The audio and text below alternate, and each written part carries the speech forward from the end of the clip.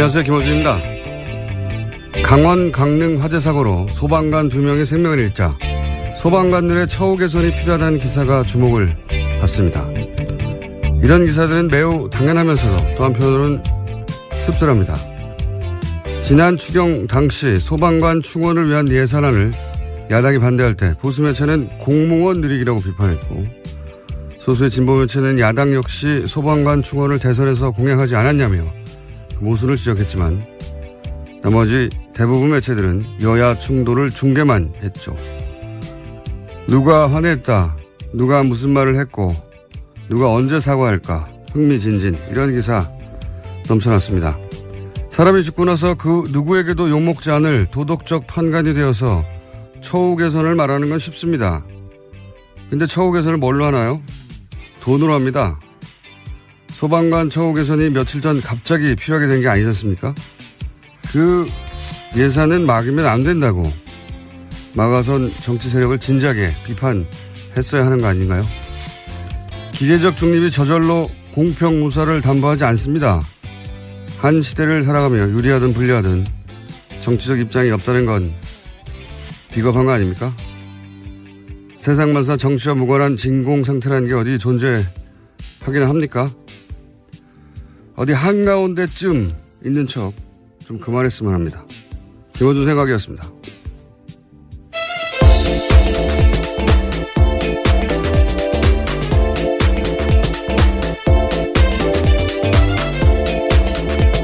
시사인의 김은지입니다.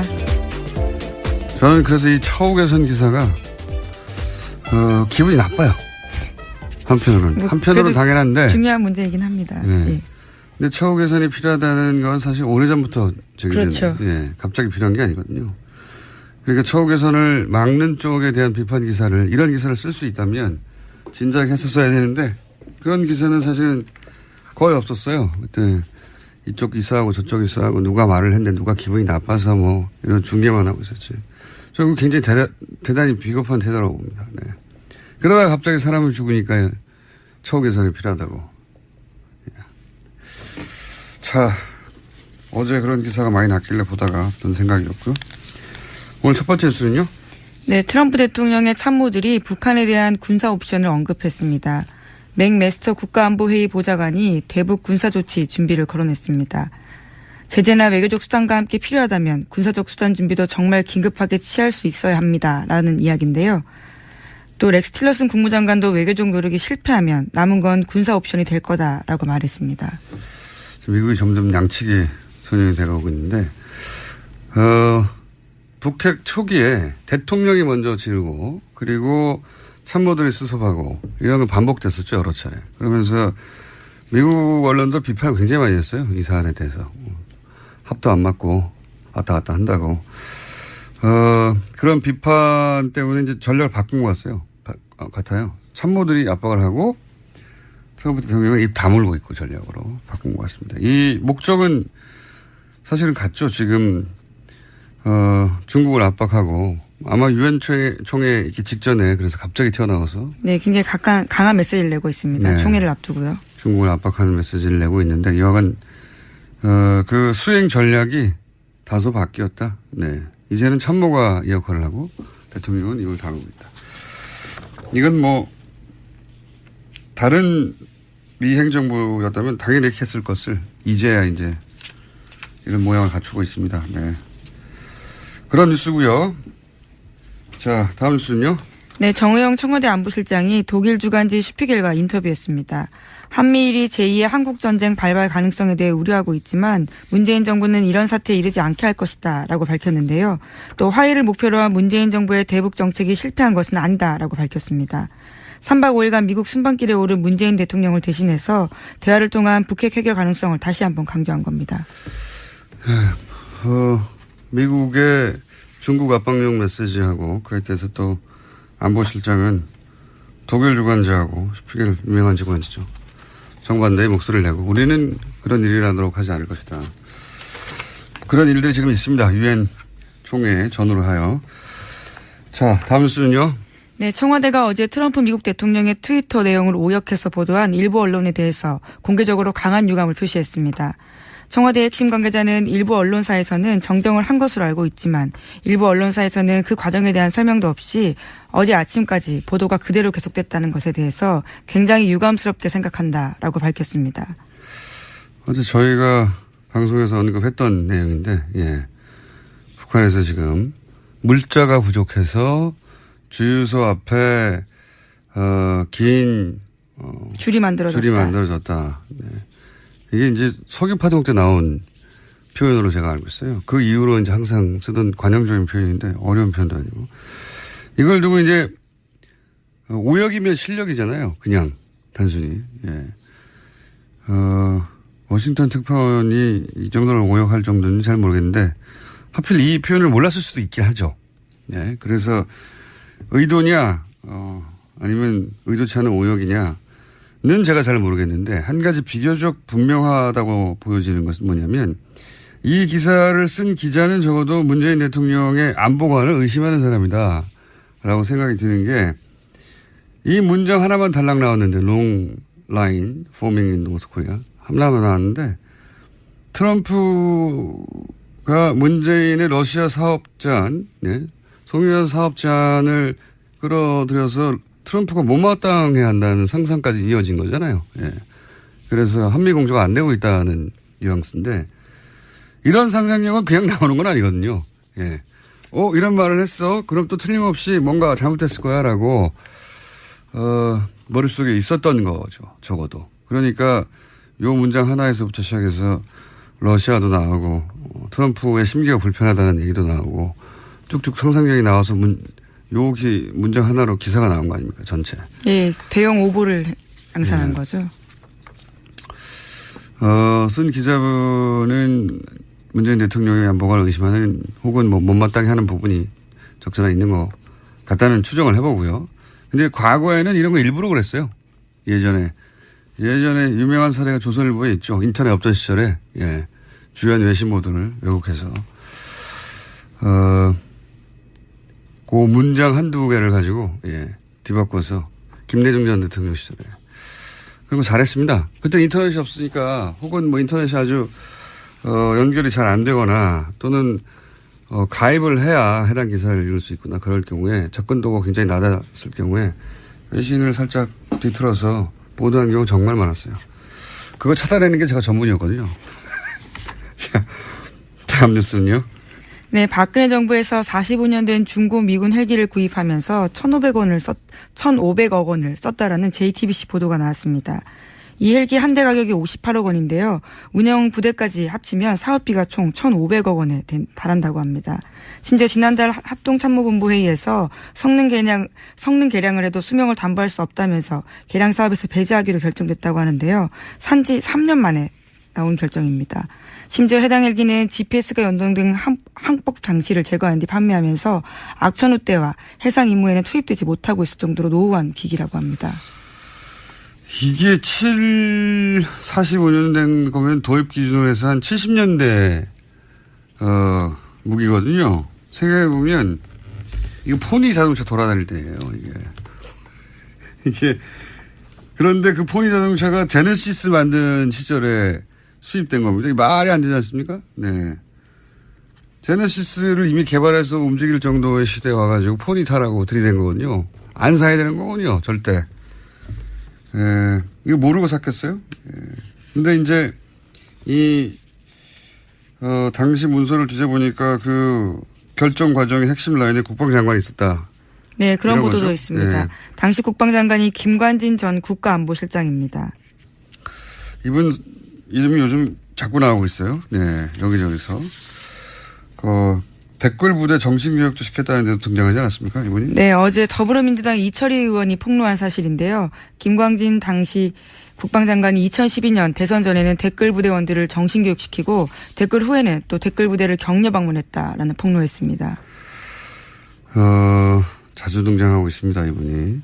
이분 사드 기습 배치와도 밀접한 관련이 있죠. 다른 거 다 떠나서는 이 사드 기습 배치의 책임은 방산비리 차원에서 다룰 게 아니라 저는, 반역죄로 처벌해야 된다. 왜냐면은, 지금 새 정부가 미국하고 중국 사이에 활용할 카드가 없어요.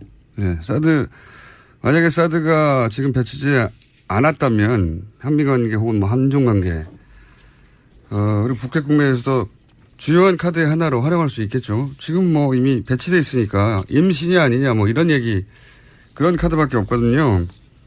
이 사드가 근데 로키드 마틴사 거잖아요. 예. 이 사드 기습 배치와 관련한 책임이 드러나는 사람은 저는 반역죄로 처벌해야 된다. 단순히 방산 비리가 아니라. 그리고 로키드 마틴 하면은 이 로비로 유명하죠. 세계 1위 회사이기도 하지만 로키드 마틴은 공화당, 민주당 가리지 않고 응원합니다. 예. 그리고 선거가 있으면 미국 본토에 50개주가 있잖아요.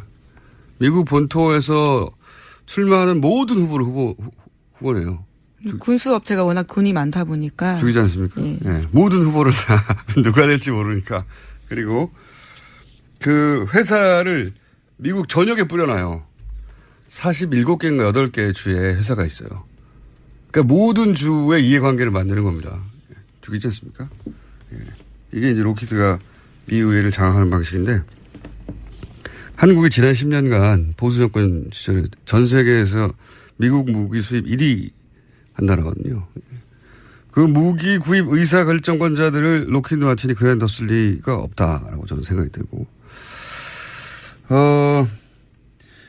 그 첫 번째 단초가 되는 어떤 뉴스가 아닌가 싶어요, 저는 이게. 예, 뭐 좋은 무기면 살 수도 있을 텐데요. 정말 이렇게 노후화된 무기를 사서 누가 탄다라고 생각했을 경우 굉장히 위험한 거고요. 또 세금 낭비가 이런 세금 낭비도 없습니다. 이 헬기가 심지어 2003년에 단종됐다는 거 아닙니까? 그렇죠. 이게 무슨 일입니까, 이게. 자, 그런 일이 있습니다. 저희가 미니가 또 하나 있기 때문에 블랙리스트 관련해서 또 추가 뉴스 있는 게 있는지 한번 체크하고. 네, 있습니다. 이명박 정부 시기에 국정원이 좌파 연예인 대응 TF를 만들었는데 MBC와 KBS에 관여했다는 바는 이미 말씀드린 바가 있습니다. 그런데 오늘 아침 보도를 보니까요. SBS에도 관여했다라는 건데요. 2010년 3월 국정원 TF에서는 SBS 쪽에다가 배우 김민선 씨의 출연 가능성을 원천 차단해달라고 요청했다고 합니다.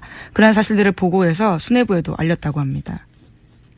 여기서 국정원 TF는 지금 활동하고 있는 국정원 TF가 아니라 이제 연예인들을 퇴출시키는. 예, 블랙리스트를 작동시켰던 TF입니다. TF. 이명박 정부 시기에요. 거기서 이제 김선 씨를 원천 차단해달라고. 출연 가능성을 원천 차단해달라고 요청했고요. 오도 무섭네요. 원천 차단. 그래서 드라마국장과 총괄기획 CP가 캐스팅 배제를 약속했다라는 내용도 보고서에 담겨 있다고 합니다. SBS를 그냥 뒀을 리가 없죠. 예.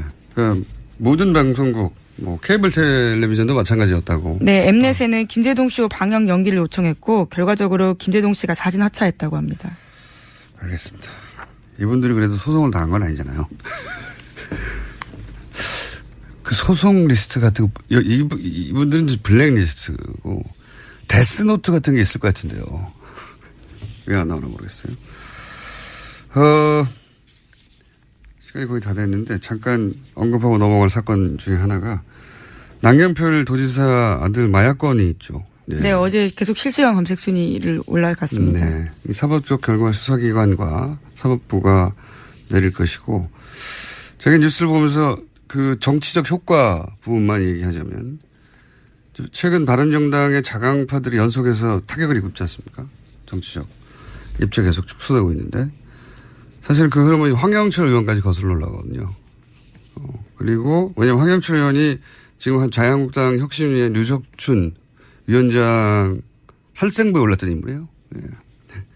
그리고 이제 다들 아시다시피 자강파의 대표적인 이혜원 대표도 사퇴했고 그리고 유승민 자강파인 유승민 그리고 김무성 전 대표 대립이 있죠. 왜냐하면 유승민 대표가 비대위원장이 될 줄 알았는데 막아섰고 그래서 나오는 아이디어가 뭐냐면 남경필 체제로 가자는 거였거든요. 그런데 이제 그 아이디어가 나온 지 며칠 만에 이제 이렇게 그 아이디어도 물 건너가게 생겼죠. 이게 이제 이런 흐름이 우연인지 아닌지는 제가 증거가 없어서는 모르겠으나 적어도 자유한국당으로의 바른정당 흡수통합 혹은 내지는 개별 입당 가능성이 이전보다 상당히 높아졌다. 저는 정치 효과는 그렇다고 봅니다. 자, 여기까지 하고요. 저희 이제 영장 해설 전담 판사이자 심심하면 등장하시는 분입니다. 지난 시간에 저희가 마무리 제대로 하지 못하는 게 있어서 짧게 이정열 전 부산판사님 전화 연결합니다. 안녕하십니까? 네, 안녕하십니까? 지난 시간에 저희가 잠시 연결했을 때 그 김명수 대법원장 청문회에서 등장한 질의 중에 이 질의는 어떻게 알았을까 하는 대목들이 있었거든요. 네. 네. 제가 짧게 하나만 들려드리겠습니다.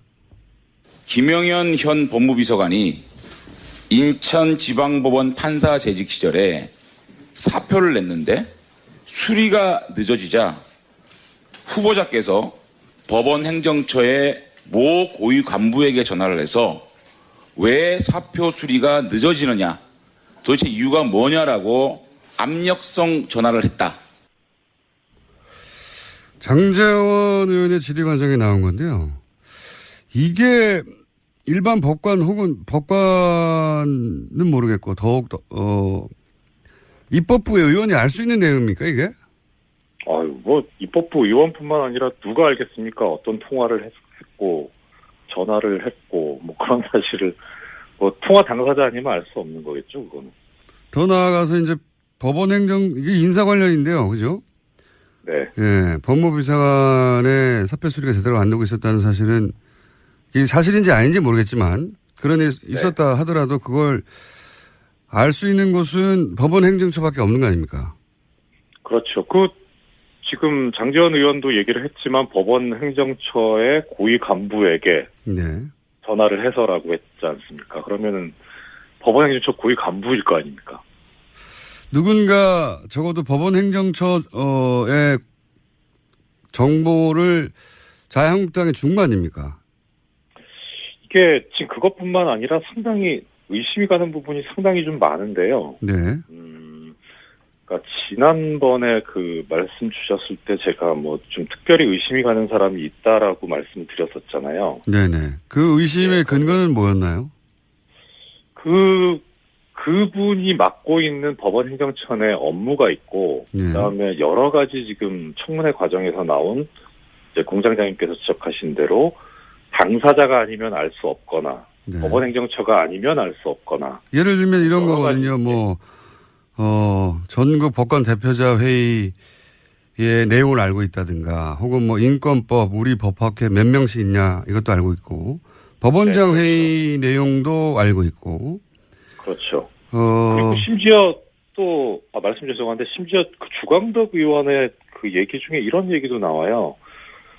9월 3일 날 김명수 대법원장 후보자가 인사청문회 준비를 하기 위해서 이제 별도의 사무실을 꾸려가지고 준비를 하고 있는데, 9월 3일 날 인사청문회 준비 사무실로 법관들이 몇 명 방문을 했다고 합니다. 네. 그 방문한 사람이 누구인지도 알고 있더라고요. 대단하네요. 네. 제가 이 사안에 대해서 다시 한번 여쭤보려고 한 이유는 뭐냐면, 김명수 대법원장 임명을 막기 위해서 법원 내 누군가가 특정 정당과 결탁했다. 이거는 사실은 입법부, 사법부의 상권 분립에도 어긋날 뿐만 아니라 그런 정보를 누군가 법원 행정처 양승태 대법원장 체제 하에서 줬다면 그건 큰 문제 아닌가요? 일단 공무상 비밀 누설이 될 수 있고 형사범죄가 될 수 있고, 그다음에 지금 이런 직무상 알게 된 비밀을 누설했기 때문에 그 과정에서 나오는 거 당연히 징계 사유가 되고요. 여기에 대해서 또 주광덕 의원이 상당히 의미심장한 얘기들을 많이 합니다. 지금 제 국회 속기록을 가지고, 회의록을 가지고 말씀을 드리고 있는데요. 네. 여기에 보면은 지금 법관들로부터 얘기를 듣고 있다. 법관들로. 이런 얘기를, 그리고 그 다음에 공장장님께서 말씀하셨던 전국 법원장 회의가 있는데요. 그때 법원장 회의 때 회의록이 있냐 없냐를 가지고 청문회 초반에 상당히 여러 공방이 오갔었거든요. 근데 결국은 이제 회의록은 없다라고 법원행정처 기획조정실장이 얘기를 합니다. 그래서 아마 없는 것 같아요. 그리고 다만 이제 주광덕 의원이 뭐라고 얘기를 하냐면, 여기에 관해서 계속 이제 녹음 파일이 있다는 얘기를 하거든요. 녹음 파일. 그러니까 기조실장이 뭐라고 얘기를 하냐면 회의록은 작성을 하지 않는데 근데 다만 그때 그 보고서를 만들기 위해서 심의관이 비공식적으로 녹음을 하기는 했다. 메모도 하고. 녹음한 사람이 좋네요. 자, 판사님, 저는 굉장히 그렇게는 말 못해요. 저는 중요한 문제라고 생각하는데 아무도 거론하지 않아서 다시 한번 짚어봤고요. 오늘은 여기까지 해야 될 것 같습니다. 민이어서. 네. 다시 한번 시간을 마련하겠습니다. 저는 이 문제가 중요한 문제가 있는 것 같아서요. 저도 그렇다고 생각합니다. 오늘 말씀 감사합니다. 예, 안녕히 계십시오. 이정열 판사였습니다. 자. 네. 안녕히 가세요. 예, 시사인 김은지였습니다. 감사합니다. 또 떨어졌어. 너 또 입사 시험 봤어? 아니, 차량용 핸드폰 거치대 말이야. 여러 개 사봤는데 실패의 연속이야. 떨어지고 시야 가리고 운전석에서도 멀고 뭐 좋은 거 없을까? 싼 것만 찾으니까 그렇지. 제대로 된 거 하나 사서 편리하게 쓰는 게 더 낫지. 그런 게 있어? 그럼 있지. 1, 2, 3 할 때 2. 힘 세다 할 때 힘. 2 힘. 2 힘? 2배로 힘이 세다는 건가? 네이버 검색창에 2 힘을 검색해보세요. 장실 굿모닝 화장실 바나 굿모닝 바나나. 미궁 대장사랑 혈중 콜레스테롤 개선과 배변 활동 원활에 도움을 줄 수 있는 건강기능식품 광고입니다. 대장사랑에서 전하는 추석 사은행 써. 저수지에서 돈 퍼내듯 감사 선물을 펑펑 써드립니다. 검색창에 미궁 대장사랑. 골반 잡자 바로 잡자 바디로직. 허리 통증 바로 잡자 바디로직. 몸매 교정 바로 잡자 바디로직. 자세가 좋아지는 골반 교정 타이즈 바디로직. 검색창에 골반 교정 바디로직. 삐딱한 남성 골반 허리에도 역시 바디로직입니다. 바디로직의 효과를 못 느끼셨다면 100% 환불해드립니다. 자세한 환불 조건은 홈페이지를 참조하세요.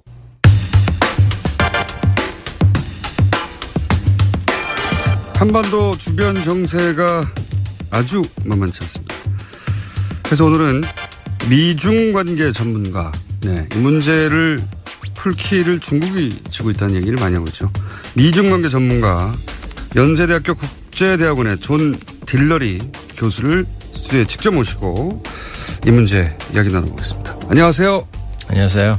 이 질문부터 바로 드릴게요. 이 북핵 문제를 푸는 것은 결국 중국의 손에 달려있다. 중국의 역할이 중요하다. 이런 얘기를 우리나라에서도 하고 특히 트럼프 행정부도 합니다. 그런데 여기에 대해서 결의를 좀 달리 하시는 것 같은데 이 중국 역할론에 대해서 어떻게 생각하시는지. 좋은 아주 시작점인 것 같습니다. 사실 제가 지금 중국, 미국 관계 전문가인데 그런데 제가 중국이 이런 북한 문제 해결의 키가 아니다라고 하는 게 조금 아이러니하게 들릴 수도 있을 텐데요. 이것은 굉장히 널리 퍼진 오해입니다. 이거는 그 트럼프뿐만이 아니라 오바마 때도 역시 마찬가지로 이런 오해가 이제 있어 왔는데요. 굉장히 뿌리 깊은 그런 문제라고 생각을 합니다. 저는 문제 해결을 위해서는 문제의 뿌리가 뭔가, 여기서는 북한입니다. 이거를 먼저 봐야 되고요. 그다음에 두 번째로는 중국과 그런 북한의 관계가 진짜 어떤 건가를 또 역시 봐야 된다고 생각을 합니다. 북한은 중국 사람들을 신뢰하지 않습니다. 그리고 북한 사람들이 중국 사람들이 북한에 대해서 그런 어떤 통제력을 갖고 있지도 않습니다. 북한 같은 경우에 역사적으로 볼 때 중국에 의지하지 않아왔고 또 의지하지 않으려고 굉장히 큰 노력, 많은 노력을 경주해 왔습니다. 저희가 냉전 시대를 갖다가 보면은 김일성이 특히 이제 러시아와 중국 사이를 왔다 갔다 하면서 이렇게 중국에 의지하지 않기 위해서 중국이 북한에 어떤 통제력을 가지지 않게 하기 위해서 굉장히 노력을 해왔고 그리고 이제 냉전이 끝나고 나서는 물론 좀 더 어려워졌지만 그것이 그럼에도 불구하고 계속 이렇게 중국과 거리를 유지하기 위한 노력을 끊임없이 해왔습니다. 김정은 같은 경우도요. 사실은 그 권력을 장악하자마자 아주 처음부터 굉장히 이 부분에 있어서 조심을 해왔습니다. 사실 우리가 지금 이제 시진핑도 그렇고 그 전에 후진타오도 그렇고 김정은이 이런 중국 지도자들과 같이 찍은 사진이 단 한 장도 없습니다. 이것이 지금 전혀 나오고 있지 않은데요. 이것을 봐도 김정은이 중국과의 관계를 어떤 식으로 끌고 가려고 하는지 잘 알 수가 있습니다. 그럼 왜 사람들이 이제 이런 얘기를 할까요? 왜냐하면 중국이 가지고 있는 어떤 경제적인 영향력 때문입니다. 사람들이 북한의 무역의 90%가 사실은 중국하고 이루어지고 있다. 그렇기 때문에 마음만 먹으면 북한을 갖다가 좌지우지할 수 있고 북한은 중국이 시키는 대로 하게 만들 수 있다. 이렇게 얘기를 합니다. 근데 그것이 왜 작동을 하지 않을까요? 사실은 이런 고통을 견뎌내는 고통을 갖다가 참아낼 수 있다라는 면에 있어서는 세계 어느 나라보다도 북한이 잘 할 겁니다. 최근에 푸틴이 이런 말을 했는데요. 아무리 핵무기를 포기하도록 강요를 받더라도 차라리 풀을 먹지 절대 이 강요에 의한 핵무기 포기는 안 할 것이다. 이렇게 얘기를 했습니다. 한번 90년대를 우리가 기억을 할 필요가 있을 것 같은데요. 그때 당시에 아마 세계 역사상, 그러니까 현대 우리가 겪어본 중에서 가장 최악의 기아를 북한이 겪었는데 그때 정권이 바뀌었습니까? 안 바뀌었죠. 김정일 물러나야 된다 이런 움직임이 있었습니까? 그렇지 않았죠. 정부의 북한 정부의 이데올로기가 바뀌었습니까? 전혀 그런 일이 있지 않았습니다. 만약에 북한이 90년대에 그런 상황을 살아남았다면은요, 지금 중국이 무역을 갖다가 조금씩 줄여가는, 경제적으로 이렇게 쪼여가는 그 정도 갖고는 아마 전혀 어떤 고통을 느끼지 않을 겁니다. 그래서 사람들이 얘기하듯이 이렇게 그 무역이나 경제적인 제재가 작동을 하지 않는 건 북한이 가진 그 독특한, 그 북한이란 나라의 독특한 체계, 즉 이런 북한의 그 독특한 상황을 살펴볼 필요가 있습니다. 그렇다면 이어서 지금 그 트럼프 행정부의 제재 핵심은 경제 제재인데 결국 6차 핵실험 이후에 또 추가적인 경제 제재가 안보리에 결의가 됐는데 이런 대북 경제 제재는 소용이 없을 거라고 보시겠네요? 제가 보기에 이런 제재가 소용없는 걸 넘어서서 오히려 역효과를 갖고 오는 지금 지경에 다다른 것 같습니다. 유엔 안보리 결의안 2371, 2375 이렇게 최근에 이제 발의가 됐는데요. 이것이 이제 이미 제재를 넘어서 그 무역 금지까지 지금 가고 있는데 지금 이번에 그 포함된 그런 그 경제 제재에 포함된 품목이 해산물하고 섬유입니다.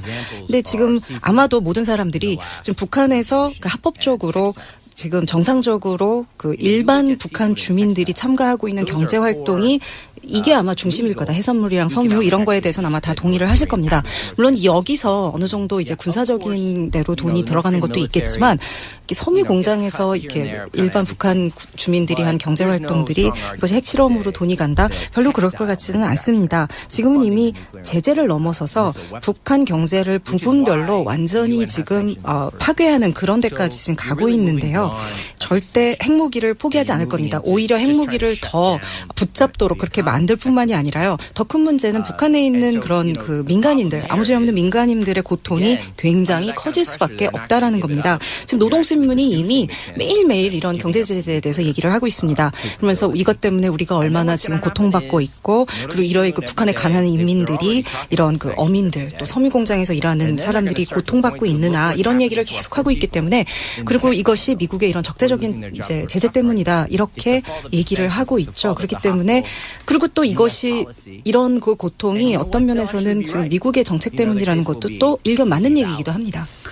그러니까 이제 서구 자본주의적 논리와 사고방식으로 북한을 굴복시킬 수 있다고 생각하는 데서 오는 오해인 것 같아요. 이렇게 자기들의 경제활동을 어렵게 만들고 돈도 안 돌고 하면 손을 들 것이다. 이런 생각에서 이런 정책을 들고 나온 것 같은데 이제 그런 정책은 통할 리가 없다고 말씀하신 거고 한 가지를 더 여쭤보자면 그러면 전술핵 같은 지금은 이제 경제적 관점에서의 압박이고 그렇다면 전술핵 같은 군사적 측면에서의 압박, 전술핵 재배치 같은 이런 건 통할 거라고 보시는지. 저는 굉장히 어리석은 결정이라고 생각을 합니다. 어리석을 뿐만 아니라 위험합니다. 그러니까 사실은 지금 굉장히 이렇게 열이 받은 상태에서 뭔가 지금 확 굉장히 이제 급박하게 돌아가고 있는 상태에서 사람들이 이제 나쁜 결정을 할 수가 있는데 그런 경우가 아닌가 생각합니다. 지금 이렇게 엄청난 파괴력을 가진 무기를 서로한테 이렇게 가지고 대치를 하게 되면 어쩌면은 서해안에서 저희가 봤었던 서해에서 있었던 그런 사태, 그러다 보니까 그것이 결국은 정말 전투까지 가게 되는 그런 사태가 일어날 수가 있습니다. 중요한 거는 실제로 우리가 얻을 게 아무것도 없다는 겁니다. 북한이 만약에 핵무기를 진짜로 쓰고 그리고 어떤 전쟁, 도발 행위를 할 경우 실제 그 순간 북한에 미국의 핵무기가 비오듯이 쏟아지게 될 거다라는 것을 북한이 이미 잘 알고 있습니다. 근데 그런 상황에서 과연 이것이 우리가 생각하는 것처럼 이런 핵무기가 역할을 할까요? 지금 한국에서 논의되고 있는 얘기는 그냥 완전히 심리적인 것뿐입니다. 그래서 이런 얘기를 자꾸 하는 사람들은요. 이런 그 공포를 자극해서 좀 더 합리적인 결정을 못하게 막고 있을 뿐입니다. 그렇기 때문에 우린 생각에 우리가 이런 핵무기를 갖고 있으면 북한도 우리한테 더 이렇게 대들지 않겠지? 그렇게 우리가 믿을 수는 있겠지만 북한이 지금 우리가 자기네가 핵무기를 썼을 때 어떤 결과가 날 건지를 잘 알고 있는 상황에서는 절대 일이 이렇게 돌아가지가 않습니다. 알겠습니다. 전술핵에 지금 포커스는 전술핵인데 핵 전반에 대해서 말씀하셨는데 여하간 이제 전술핵을 들여오자고 하는 보수 진영의 주장이 있고 또 심리적으로 불안하니까 그래야 되는 거 아닌가 하는 여론도 있는 상황이지만 실질적으로 군사적으로 볼 때 효과가 없다. 실제로는 오히려 더 위험해질 뿐이다 하는 게 교수님의 진단인 건 이해했고요. 그러면 경제 제재도 통하지 않고 이렇게 전술핵 재배치 같은 군사적 압박도 통하지 않는 상황에서 문재인 정부는 제재와 동시에 대화도 병행해야 한다고 주장한단 말이죠. 이 문재인 정부의 정책 기조에 대해서는 어떻게 생각하십니까? 일단. President Moon is in a tough spot. 사실 지금 문 대통령의 상황이 참 어려운 건 사실입니다. 문 대통령도 분명히 이런 그 제재 정책을 원하지 않으실 거라고 보고 지금까지 또 문 대통령이 해왔던 이런 그 기조와도 사실은 맞지가 않고 또 문 대통령이 그리고 싶은 대북 관계 그림도 이것은 아닐 것이라고 생각은 합니다. 그런데 제가 보기에도 문 대통령이 지금 이렇게 쓸 수 있는 패가 참 별로 없는 것 같습니다. 좀 주도적인 역할도 못하고 있고 북한 김정은과 지금 트럼프 간에 있는 이런 심리적인 갈등, 분쟁이 너무 사실 심하기 때문에 지금 문 대통령이 그 협상 테이블에 그 테이블에 앉을 사실 여지조차 지금 없는 것 같습니다. 지금 상황에서는 그러면 그 다음 단계가 뭐가 될 수 있을까에 사실 생각을 해봐야 될 것 같은데요. 이런 북한하고 트럼프 사이에 뭔가 조금 돌파구가 심리적인 갈등, 감정적인 갈등이 조금 깨지고 나면 아마 그러면 조금 뭔가 숨을 쉴 수 있는 뭔가 해볼 수 있는 여지가 생길 수 있을 것 같습니다. 제가 근데 여기서 좀 궁금한 거, 제가 아직 잘 모르겠는 거는요.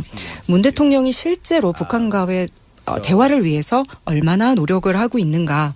물론 말은 그렇게 할 수 있습니다. 지금 우리가 대화에도 늘 가능성을 열어놓고 있다 이렇게 말은 할 수 있는데요.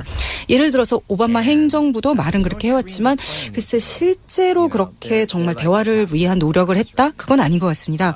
북한이 그런 냄새는 기가 막히게 잘 맡습니다. 진짜 상대편이 우리랑 대화를 하고 싶어? 아니야? 그거를 잘 맡는데 문 대통령이 그럼 실제로 여기서 얼마나 이거 진짜 의지를 가지고 있는가. 그러니까 예를 들어서 이 뒤에서 이런 뒷채널로 실제로 우리가 지금 고위급 인사를 갖다 대화를 위해서 보낼 준비가 되어 있어 이런 메시지를 보내고 있는지 그거는 알 수가 없습니다. 저는 지금은 이런 어떤 대담한 접근이 필요한 시점이 아닌가 이제 그렇게 생각을 하는데 실제로 그럼 이런 노력이 얼마나 이루어지고 있는가, 의지가 있는가 문 대통령의 이거는 글쎄 저는 여기에 대해서는 저도 지금 답이 없는 상태입니다. 저도 지금 사실은 지금 하신 질문에 대해서 굉장히 생각은 많이 하고 있는 중이기도 합니다. 자, 그러면 중국 전문가 그리고 국제관계 전문가가 보기에도 문재인 대통령 손에 쥐어진 패가 너무 없다. 사실은 그 패를 이전 보수 정권이 다 없애버렸어요. 사드도 하나의 패가 될 수 있는데 이미 배치가 돼버렸고 그 사실은 잘 알겠습니다. 그런데 이제 말씀을 듣고 보면 결국 경제 제재로도 군사적 제재로도 이건 돌파가 불가능하다.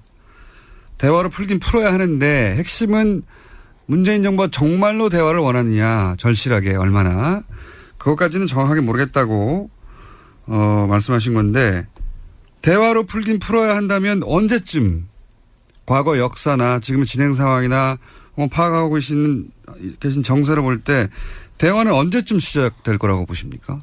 It's important because until 사실 이 대화라는 게 이미 옛날에 시작을 했었어야 했습니다. 이미 늦었다고 할 수 있는데요. 그렇다면 우리가 근데 대화라고 말은 참 쉽게 하는데 일단 그럼 대화가 정말 뭔지 그리고 이게 왜 중요한지 우리가 왜 해야 하는지 그걸 먼저 살펴봐야 할 거라고 생각합니다. 그런데 대화라는 거는 결국은 실질적인 관계를 맺기 위해서 하는 거지 물론 관계를 맺기 위해서는 근본적으로 본질적으로 물론 대화가 있어야 합니다. 이런 대화 없이 관계를 맺는 것은 불가능하죠. 그렇지만 우리가 실제로 해야 되는 거는 이런 말을 하는 것이 아니라 중요한 거는 관계를 맺기 위해서라는 거. 그것을 갖다가 우리가 많이 잊고 있는 것 같습니다. 이 국면을 풀 수 있는 본질을 말씀하신 건데 결국은 관계가 없다. 지금은 실제 이전 정권에서 개성공단을 폐쇄한다든가 대화를 완전히 단절하고 채널을 없애버린다든가 또는 사드를 도입해버린다든가 하는 결정들이 관계를 끊겠다는 메시지였죠. 실제. 관계가 완전히 끊어졌는데 결국 관계를 복원해야 된다고 말씀하시는 거잖아요. 동의하는데 이거는 북한이 패를 쥐고 있어요. 현재. 북한이 언제 나설 것 같으냐. 예, 손을 맞잡을 것 같으냐 하는 전망에 대한 질문입니다. I think if you track what they're saying, 사실 좀 북한이 얘기하고 있는 거를 들어보면은요, 이미 사실은 표면에 많이 노골적으로 얘기하고 있는 게 있습니다. 지금 트럼프한테 보내는 메시지가 전략적인 균형이 바뀌었다. 우리가 없었던 거 지금 이제 우리 있거든. 핵이라는 게 있기 때문에 이제 전략적 균형을 바뀌었다는, 미국에서는 이것을 이제 게임이 완전히 바뀌었다 이렇게 표현을 많이 하는데요. 우리 옛날에 없던 거 이제 있는 이 현실을 받아들이고 우리하고 관계를 이러한 새로운 현실에 기반을 두고 시작을 하자. 이 얘기를 하는 겁니다. 물론 미국 입장에서는 어머 너네 핵무기 있니? 그래 참 잘 됐구나 기쁘다 이렇게 받아들일 수는 없겠죠. 맞습니다. 그러니까 이런 지금 모든 이런 템포 박자를 북한이 사실은 컨트롤하고 있고 거기에 대해서 서울도 그렇고 중국도 그렇고 미국도 그렇고 거기에 좀 끌려다니고 있는 사실은 그냥 반사적으로 대응만 하고 있는 그런 상황이기는 합니다. 그래서 지금 미국에서 많이 쓰는 표현 중에요. 공이 이제 내 쪽으로 왔다 이런 표현이 있습니다. 테니스에서 이제 나오는 말인데요. 저는 이것보다는 이런 테니스의 비유보다는 이걸 현재 상황을 축구에 비유를 하고 싶습니다. 축구에서 이제 공이 상대편이 갖고 있는데 우리가 그것을 뺏어와야 합니다. 그래서 우리가 공을 가지고 북한이 우리 쪽에 이렇게 좀 끌려올 수 있도록 우리가 당길 수 있도록 그렇게 해야 됩니다. 그럼 이제 어떻게 해야 될까요? 역시 대화밖에 없을 텐데요. 지금 사실은 북한은 한국이 아니라 완전히 미국에 지금 집중하고 있는 상태입니다. 사실 북한 역사에서 이런 상황이 북한한테 기회가 주어진 적이 없었어요. 미국이 정말 온전히 북한에 이렇게 관심을 보여주고 있을 때 CIA가 북한 문제로 매일 대통령한테 보고를 하고 미국 언론도 매일 이 문제를 얘기를 하고 모든 사람들이 미국의 국민들이 뭔지는 잘 모르지만 EMP라는 굉장히 끔찍한 무기가 있는데 이게 지금 당장 우리 도시 위에서 덴버에서 샌디에고에서 터질 수도 있어. 막 이렇게 다들 두려워하고 있습니다. 북한이 역사적으로 기다려왔던 꿈이 실현된 건데요. 그렇기 때문에 결국은 이 공을 훔치는 작업이 미국에서 이루어져야 됩니다. 실제로 지금 미국에서 이제 매티스가 이런 일을 할 거다 얘기도 있고 어쩌면 우리가 전혀 모르는 그러나 대통령의 신뢰를 받는 누군가가 고위 인사가 우리가 모르는 이렇게 조용한 이런 대화를 이제 시도할지도 모르는 얘기가 있는데요. 이런 게 만약 근데 일어난다면 실제로 벌어진다면 문재인 대통령, 문재인 행정부는요, 여기에 얼른 뛰어들 준비, 최대한 빨리 뛰어들 준비를 하고 있어야 합니다. 그래서 이거 시작되는 대로 또 역시 북한과 남한 간의 어떤 관계가, 대화가 시작될 수 있도록 만반의 준비를 하고 있어야 한다고 생각합니다. 알겠습니다. 전반적으로 동의하고요. 한편으로는 트럼프는 이 상황을 즐기고 있다는 인상도 저는 개인적으로 받아요. 그러니까 마치 쿠바 사태를 해결한 케네디처럼 자신이 이 상황을 해결하는 역사의 구세주로 등장하고 싶어서 오히려 이 긴장을 즐기고 강화시키고 하는 면도 없지 않아 있는 것 같다. 없지 않아 있는 게 아니라 있는 것 같다. 매우 많이. 라는 저는 인상을 받는데 이 말씀을 드리는 이유는 트럼프 대통령 캐릭터에 대해서는 어떻게 분석하시는지. 왜냐하면 지금 상황에서 이 돌파구를 만들어내는 건 트럼프 행정부에 달렸다고 하시니까 과연 트럼프 대통령이 어떤 캐릭터이라고 생각하시는지 그 캐릭터에 따른 결정들이 나올 텐데 저는 그래서 한편으로는 이런 극적인 걸 좋아해서 긴장을 최고로 키운 다음에 어느 순간 갑자기 해결책을 던질 수도 있다. 역설적으로. 뭐 이런 생각도 하거든요. I agree. I think that's insightful 사실 observation. 미국 사람들이 이런 큐바 사태에 대해서 지금 얘기를 많이 하고 있습니다. 근데 이게 또 큐바 사태가 왔나 봐 하고 얘기를 하는데 분명 두려움도 있지만 또 어떤 흥분도 그 안에서 같이 감지가 됩니다. 정말 트럼프 대통령이 이 순간을 즐기고 있다라는 그 판단 맞다고 생각하는데요. 나 이제 진짜 대통령 된 것 같아. 나 이제 여기 앉아서 이 수천 명의 목숨을 갖다 좌지우지하고 있어. 멋져. 아마 이러고 있지 않을까 합니다. 사실 트럼프 대통령의 그 커리어를 갖다 쭉 보면은요. 사실은 사업가라기보다도 배우였습니다. 이 사람이 미디어를 어떻게 이제 다루는지 어떻게 하는지를 봤을 때 이 사람은 훌륭한 연극 배우이지 사실 사업가가 아니라고도 할 수 있는데요. 여기에 있어서는 정말 탁월한 사람입니다.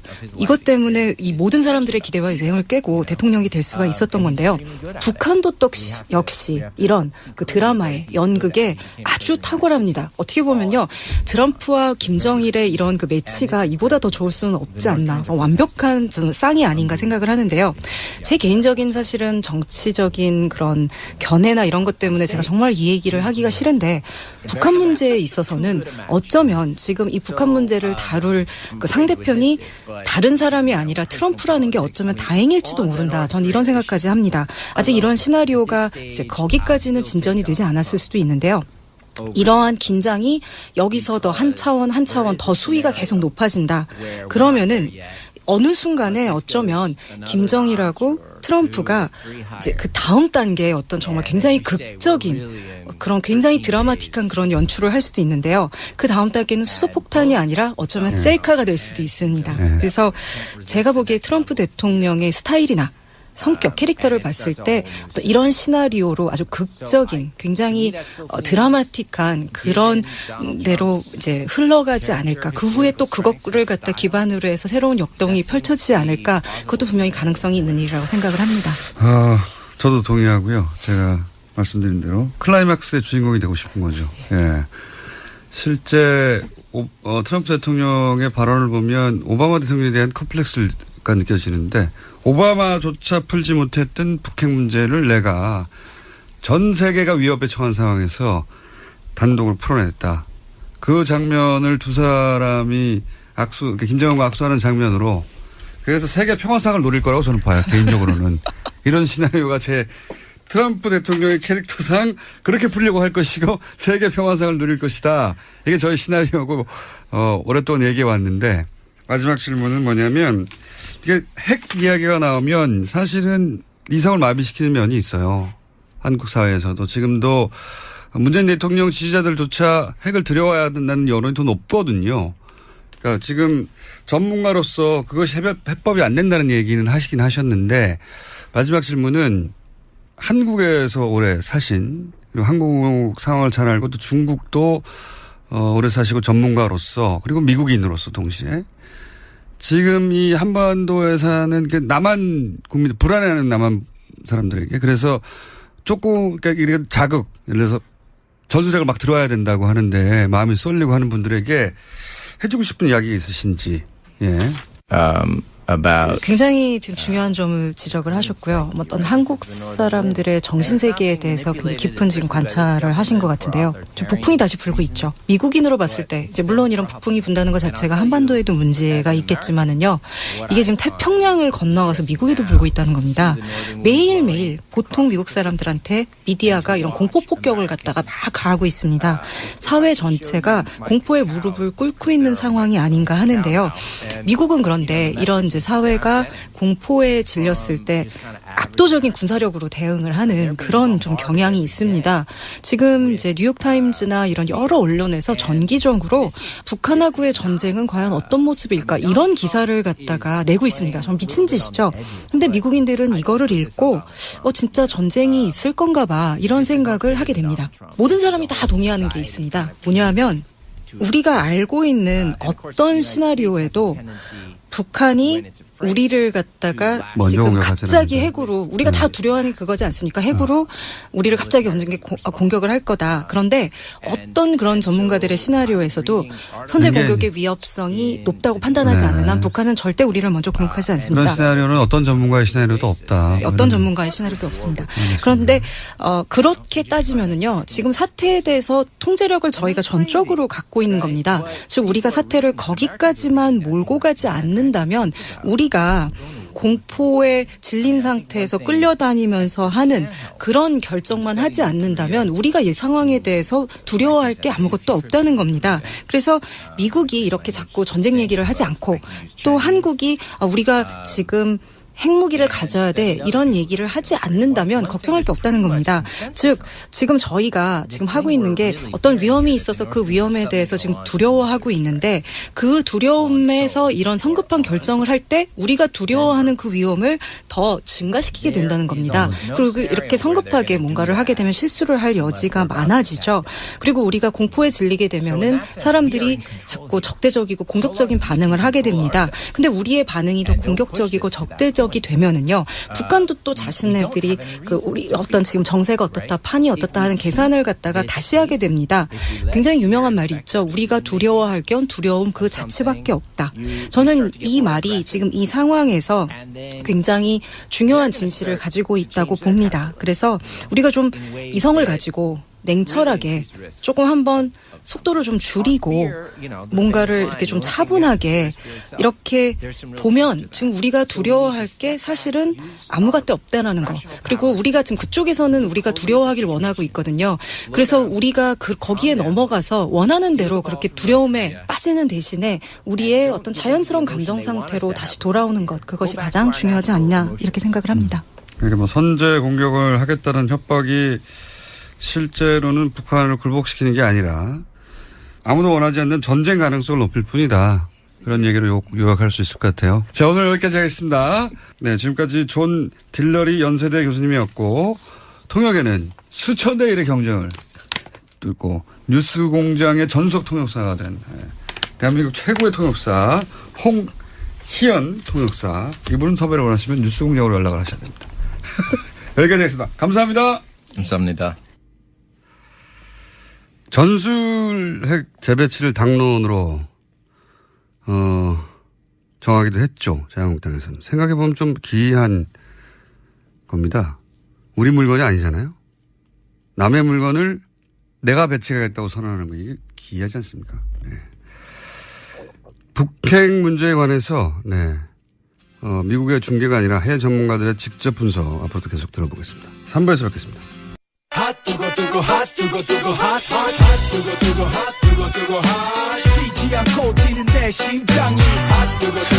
요즘 언론에 많이 등장하십니다. 네.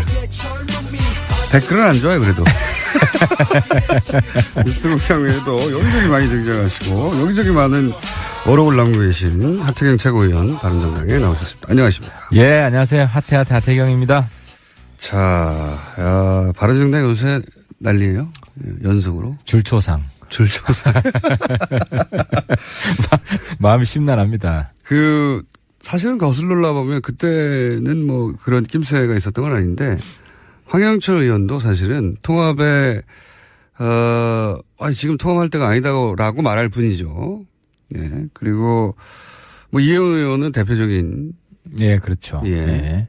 그런데 이혜훈 이제 다시 짚어볼까요? 이혜훈 의원 대표가 사퇴를 할 수밖에 없는 상황에 되고 나서 세간에서는 유승민 비대위 체제로 가는구나. 다들 그렇게 생각하고 언론도 보도했고 본인도 생각이 있다. 그렇지 않습니까? 예. 근데 갑자기 김무성 전 대표가 막아섰죠. 예. 예, 강경하게 막아섰죠. 아주 강경하게. 좀 이상할 정도로 강경하게. 그러면서 유승민 사당이라고 하는 제가 보기에는 납득할 수 없는 이유로 명분을 내세워서 막아섰어요. 그래서 통합파하고 이 자강파가 대립구도를 형성하고 뭐 이런 얘기 쭉 나오다가 중간에 툭 나온 얘기가 뭐냐면 이렇게 양축이 부딪혀서 크게 파열음이 나면 안 되니까 남경필 도지사 같은 좀 유화적이고 근데 그분도 자강파잖아요. 그렇죠. 우리 예. 당을 지켜주는 분이죠. 예. 가장 먼저 탈당했었고 가장 대표적인 초기의 자강파인 분인데 그럼 이제 남경필 도지사로 그런 체제로 가려나 하는 전망이 하루 이틀 있자마자 남경필 도지사의 아들 마약 문제가 팡 터졌죠. 이게 다 우연일 수 있습니다. 우연일 수 있는데. 근데 예. 뭐 필연 우연을 떠나서 지금 뭐 우리 당 심각한 위기고 예. 우리 소위 자강파, 신보수파, 자강파 중에 이제 어디 이제 그 이름 걸고 발언하면 언론이 받아주는 자강파는 최고위원 하태경 한 사람 남은 거 아닙니까 지금? 그래서 다음 하태경이냐 지금? 그렇죠? 예, 사실상 그렇지 않습니까? 뭐 다음은 하태경 유승민이다 뭐 이런 댓글들이 사실 많더라고요. 네. 근데 아무튼 지금 여기서 실토하시죠 뭐. 실망시켜드리지 않겠습니다. 네. 딱히 하자가 없으신가요?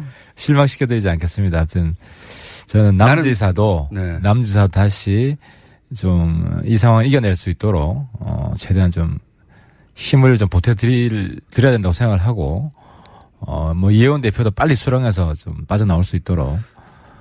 근데 이게 이 우연이 하필이면 이 자강파의 대표적인 인사들한테만 연속으로 벌어지는 것에 대해서 당 내부적으로는 한두 번도 아니고 이거 찜찜하다, 이상하다 이런 분위기는 없어요? 이혜원 대표 때 조금 있었죠. 이혜원 대표 때 그 옥시라는 분이 이제 박근혜 대통령하고 같이 자리를 한 적이 있다. 이런 증언도 있었고. 그래서 근데 아직까지도 최순실이 배후에 있을 수 있나? 최순실이 아니어도 사실 자유한국당의 입장에서는 이 사태가 얼마나 즐겁겠습니까? 간다 이러면서. 근데 이제 한 가지 뭐 의심해 볼 수 있는 것은 그 이제 음모 정치하는 분들 친박 내에 있기 때문에 그런 거를 봐 오셨지 않습니까? 예, 그렇죠. 쭉 있었죠. 선수들이 좀 있지 않습니까? 그거 가지고 협박해서 여태까지 정치생명 의원분들이 있기 때문에 뭐 그건 의심은 해볼 수 있겠지만 아무튼 뭐 증거가 나오면 증거 나오기는 어렵겠죠. 더 거슬러 올라가 보면 바른정당이 이제 탄핵에 찬성하는 파가 이제 그 탄핵 들어가기 직전에 그 전주에 생각해 보시면 전 기억이 생생한데 그 의원들 몇몇을 만나서 몇몇이라고 하지만 규모는 상당했던 걸로 제가 전해 들었는데 뭐 20-30명 규모 정도 사람들 이렇게 확실하게 탈당할 파들을 제외하고는 만나가지고 이렇게 주저앉히려고 협박조에 이야기가 오고 갔고 그래서 당시 탈당파들이 흔들렸던 적이 있다. 그거 있지 않습니까? 그런 사태가 있었던데. 근데 이제 그 부분에 있어서 좀 반박할 수 있는 것은 김무성 대표 약점론이 많았어요. 약점을 많이 잡혀가지고 48시간 안에 입장을 바꾼다. 쓴소리함 했다가 다시 미안하다 그러고. 근데 어쨌든 김무성 대표가 당시에는 탈당을 주도했습니다. 유승민 대표는 후발주자였고. 그렇죠. 그래서 이제 그것 때문에 김무성 대표 약점 잡혀 있다는 것을 완전히 불식했죠. 본인이 주도했기 때문에. 불식했다기보다는 약점이 있다 하더라도 지금 잡혀 있으면 자신은 정치적으로 이렇게 더 많다고 생각해서 던졌을 수도 있는데 제가 이제 말씀드린 요지는 뭐냐면 김무성 대표뿐만 아니라 다른 의원들도 그렇게 제가 한 두세 분한테 제보를 직접 받은 적이 있는데 그때 이렇게 압박한다고 불러가지고 따로 당신이 이렇게 이런 하자들 본인만 알고 있었던 본인만의 어떤 뭐 가족사가 됐든 뭐가 됐건 그런 문제 거론하면서 이제 이 탄핵 찬성표 던지지 말라고 하는 압박 있었던 적이 있었단 말이죠. 제 말의 요지는 그분들이 자유한국당에 아직도 계신데 그런 세력이 압박이 있습니다. 사실 이제 저도 뭐 청와대한테서 전화도 여러 번 받고 당 지도부 친박 지도부 있을 때 유승민 원내대표 할 때는 그런 일이 없었지만 조용히 좀 있어라 뭐 이런 거요? 예, 그렇죠. 뭐 까불지 마라. 근데 이제 만약에 제가 약점이 있었다면 뭐 이런 걸 눈치를 줬을 수도 있었겠죠. 진짜 약점이 없어요? 지금까지 뭐 협박받은 적은 없습니다. 지금까지는 이런 일이 벌어지면 곰곰하게 생각해 보게 되잖아요. 의원님. 아, 내가 약점 잡힐 게 뭐가 있을까? 네, 쭉 그 스크리닝을 하게 되지 않습니까? 뭐 저를 걸 거는 나를 보낼 정도는 없을 것 같습니다. 보낼 수 있는 거는 없을 것 같다. 그래서 제가 이번에 출마 선언을 일찍 한 것도 아예 나가버리자 대표로. 그러니까 이제 출마 선언을 일찍 할 수 있는 것도 이제 아주 원칙적으로 비타협적으로 싸울 수 있는 사람이다라는 걸 알리고 싶은 마음도 있고 걱정하지 마라. 하태는 물러서지 않는다. 자강파 살아있다. 물러서지 않는다. 일당백이다. 사실 우리 개개인 의원들의 역량은 아주 뛰어나죠. 그래서 뭐 한 사람 대표만 잘 세워도 이런 위기는 충분히 이길 수 있습니다. 본인이 출마 선언을 하신 거고 그러면서 유승민 대표도 나오라고 하신 이유는 뭡니까? 그건 왜냐하면 이제 최고위원회 구성인데 최고위원회 구성에 있어서 자강파가 압도를 해야 그 우리가 좀 더 빨리 이 난국을 극복할 수 있고 지지율도 올릴 수 있기 때문에 최고위원 4명 선출을 합니다. 뭐 4명을 다 싹쓸이하면 제일 좋고요. 지난번엔 사실 자강파가 3대1이었습니다. 한 분이 통합 이야기를 했었고. 근데 이번에는 뭐 3대1 정도 되더라도 더 압도적인 비율로 우리가 이겨야 되기 때문에 유승민 선배가 같이 나와서 러닝메이트로 나와서 전국적으로 호소하고 다녀야 된다. 그 과정이 또 우리 당 지지를 높이는 과정이 될 것이라고 보는 겁니다. 그 비례 체제는 건너뛰고 바로 전당대회로 가는 겁니까? 우리 내부 논란이 좀 있었죠. 논란이 있었는데 뭐 결론부터 말씀드리면 정치적 타협을 한 겁니다. 왜냐하면 비대위로 가더라도 다수는 이제 선거 때까지 지방선거 때까지 비대위로 쭉 가자는 의견은 거의 없었어요. 그럼 어차피 또 해야 되니까. 그렇지. 어차피 또 해야 되니까 빨리 하는 게 안정화될 수 있다. 비대위 돼가지고 또 우리 치고받고 싸우면 지지율만 떨어지고. 전당대회는 언제 합니까 그래서 11월 지금 이제 선관위 이달 중에 구성을 하고 11월 13일 날 이제 대표를 뽑는 겁니다. 그렇다 하더라도 거의 2달 가까이 남았네요. 그러면 지금 소위 자강파의 플랜은 이 지도 그 대표뿐만 아니라 지도부 자체를 자강파로 채우자. 석권하자. 근데 자강파로 분리되는 의원님이 또 얼마나 계십니까? 예를 들면. 예를 들어 지금 우리 지도부 중에서는 뭐 정운천 의원.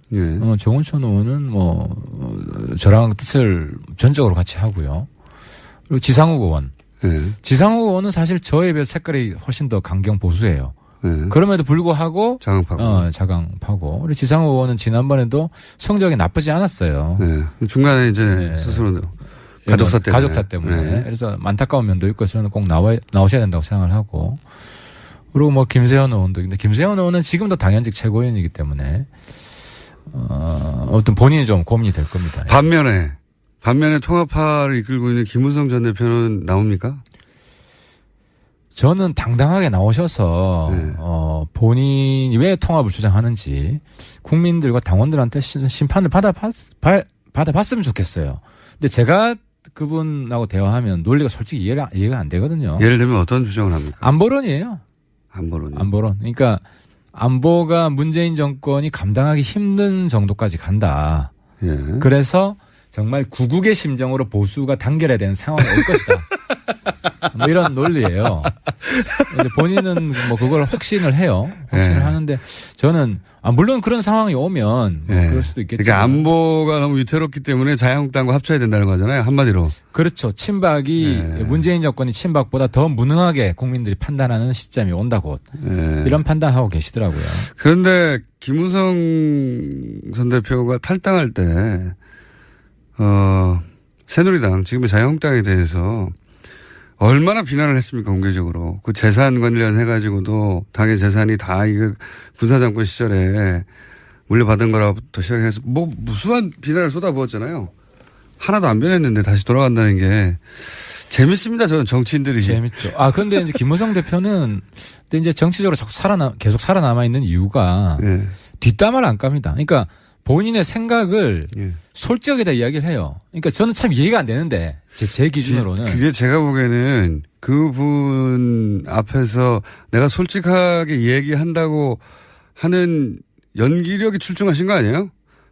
근데 이제 이런 이야기를 하시는 거예요. 우리가 이제 탈당해서 나온 거는 본인이 탈당해서 나온 거는 반기문 꽃가마 태우려고 한 거죠. 네, 꽃가마 태우려고 한 건데 그건 이제 뭐 지나갔으니까 그리고 기본적인 그 보수 이념은 다르지 않다. 친박이 있는 거 빼고는. 그러니까 이제 이런 논리를 주장하시는 거는 솔직한 거죠. 솔직한 거고. 솔직한 거로 보여지는 그 뒤에 말 못할 사정이 있는 거 아닙니까? 그렇더라도 포장하는 능력은 정치적 능력이죠. 그래서 뭐 우리 당이 깨질 수가 있다는 이야기를 본인 입으로 해요. 해서 하기 때문에 깨겠다는 얘기인 것 같은데요. 아니 그거보다는 본인 입장에서는 전체를 이끌고 가야죠. 그 정도 무게 정치인이면. 근데 제가 이제 김무성 대표한테 요구하는 거는 본인이 전체를 이끌고 갈 정도의 그 능력이 안 된다면 그냥 우리한테 따라와라. 본인도 그런 생각해요. 정치 미련이 없다고. 미련이 없는데 맨날 통화하자고 합니까? 그러니까 주도할 능력이 안 되면 그냥 따라오라는 거죠. 둘 중에 양자택일을 하고 중간에 교란하지 않았으면 좋겠다. 이상합니다, 저는. 매우 이상하고, 납득이 잘 안 가는 이유고, 그래서, 저는 이제 이 남경필 도지사의, 아들 마약 사건을 보면서 바로 떠오르는 게, 요 사건은 김무성 전 대표의 사위 마약 사건을 김무성 대표에게 떠올리게 하겠구나. 아무래도 연상작용이 있겠죠. 그런 댓글들이 많더라고요. 그러면서, 나도 몸 조심해야지 하는 생각을 하게 만들지 않을까. 김무성 대표가 오버하는지 제가 잘 감시하겠습니다. 자, 자유한국당의 전술핵 배치를 위한 방미 성과에 대해서는 어떻게 생각하십니까? 그러니까 긁어 부스럼 만든 거죠. 그러니까 이제 미국이 안 된다고 했잖아요. 안 된다고 할 거라고 예상을 했어요. 다들. 그러니까 어느 정도 어떤 결과가, 그러니까 NCND라든지 정면에서 놓으라고 하는 걸 예상을 못 했을까? 참 바보 같다. 지금 그러니까 국민들이 볼 때는 이 양반들이 반미투쟁하는 걸 보이거든요. 미국이 안 된다고 했는데 계속 밀어붙이는 거고. 반미투쟁은 안 하죠. 가서 한국에서 대정부 투쟁을 합니다. 배치하라고. 근데 진짜 주인은 미국이잖아요. 그렇죠. 미국에서 안 된다 그러면 그냥 오고. 거기서 또 강경한 대미 투쟁을 해야 되는 게 아닙니까? 내놓으라고? 근데 거기서 자기 발목 잡은 게 NPT 탈퇴까지 이야기가 나온 거예요. 그렇게 갈 수밖에 없죠. 미국이 안 들어주니까 더 강한. 근데 NPT 탈퇴하고 뭐 독자 핵 개발 들어가면 제가 어제도 얘기했지만 그건 미군 철수 투쟁하는 거랑 똑같아요. 한국 경제도 망하죠. 그리고. 그렇죠. 경제도 북한처럼 가자고 하는 것이고. 노무현 정권 시절에 잠시 플루토늄 약간 했다가 난리가 났지 않습니까? 미국한테. 그렇죠. 이미 박정희 때도 그때 한번 경험이 있고 하기 때문에. NPT를 진짜로 탈퇴하면 북한과 유사한 경제 제재를 당하면서 한국 경제는 망하겠죠. 그러니까 극우가 얼마나 위험한지 극우 인정한 거예요, 이번에 홍준표 대표가. 제가 홍준표 대표 계속 극우라고 비난하고 있는데 스스로 자꾸 인정을 해주니까 감사할 따름입니다. 바른정당도 근데 전술핵 재배치 하자고 하지 않았습니까? 일부가 있죠. 우리 이제 내부에는 파가 나눠져 있는데 그냥 NCND로 하자. 찬반 입장을 밝히지 말자. 그리고 저처럼 잠수함에서 30분이면 핵 쏘는데 왜 굳이 우리 땅에 핵을 갖다 놓냐. 동해에서 쏘나. 그렇죠. 강릉에서 쏘나 그게 무슨 차이가 있습니까? 그리고 공중 투하탄밖에 없어요 지금 전술핵 무기가. 맞습니다. 미사일 탑재탄도 없고 단중거리 핵 다 없앴거든요. 다 없어요. 맞아요. 그래서 잠수함에서 바로 쏠 수 있고 감에서 바로 날아가는데 그게 더 빨라요. 게다가. 맞습니다. 훨씬 빠릅니다. 굳이 우리 창고에 그걸 남겨두고 벌벌 떨 필요가 뭐가 있느냐. 게다가 우리 창고에 있다거나 심리적 안정감도 사실은 허구인 게 버튼도 우리가 누를 수가 없어요. 미국이 통제하는 건 똑같죠. 맞습니다. 뭐하러 이 창고에 들어놓냐 이거죠. 그렇습니다. 근데 그 유일한 허용성은 중국을 압박하는 용이었는데 이미 미국이 안 된다고 답변한 이 상황에 그걸 전술핵 계속 주장할 필요가 없다는 거죠. 그 목적은 저는 하나인 것 같아요. 이제 북핵에 대해서 사람들의 불안감이 실제 있으니까요. 그 공포에 편승해서 정치적 이득을 얻으려고 하는 거죠. 자기들도 안 된다는 걸 모르겠습니까? 그렇죠. 그래서 저는 보수 정당이기 때문에 핵 탑재 잠수함 상시 배치를 주장을 하는 게 그나마 국민들 불안을 좀 덜어줄 수 있지 않겠냐. 미국도 그 정도는 하지 않겠습니까? 그러니까 핵 개발까지 나간 건 진짜 많이 나간 건데, 그래서 이제 거기서 바른정당과 자유한국당의 차이점이 드러날 타이밍이긴 한데 남경필 이혜원 대표 이어서 남경필 도지사 빵 터져서 남경필 도지사의 이 건이 바른정당에 미칠 영향은 어떤 게 있을까요? 어쨌든 위기를 기회로 삼아야 되고 위기의식이 커지고 있는 거죠. 우리 지지자들이 이 당을 지켜야겠다 하는 굉장히 커질 수 있을 것 같고 아까 부작용은 약점 있는 분들이 조금 더 불안해하겠구나. 근데 이제 뭐 글쎄요. 아무튼 저는 김무성 대표가 아주 오래된 정치 이력을 가지고 있기 때문에 거기에 뭐 휘둘 분이라고 보지는 않습니다. 저는 봅니다. 다들 가장 중요한 건 자기가 살아남는 거기 때문에 본인이 살아남을 길이 무엇인가 좌표를 만들어 놓고 그 좌표까지 가는 데 있어서 모든 의원이 각자의 기법이 있는데 김무성 의원은 솔직한 것처럼 허심탄회하게 얘기하는 것처럼 하고 진짜 속내를 감춰놓는 경우가 그 정도로 노예하고 사실 정치를 오래 하신 분이니까 그런 정도는 할 수 있는 분이 아닌가. 물론 뭐 정치력이죠 그것도. 네. 그래서 지난번 시간에 일주일 전에 잠깐 얘기하다 말했지만 12명만 탈당해서 가거나 12명만 자유한국당에 그 투표하고 일치되게 투표하거나 하면 국회 선진화법에 의해서 12척만 필요하거든요, 지금.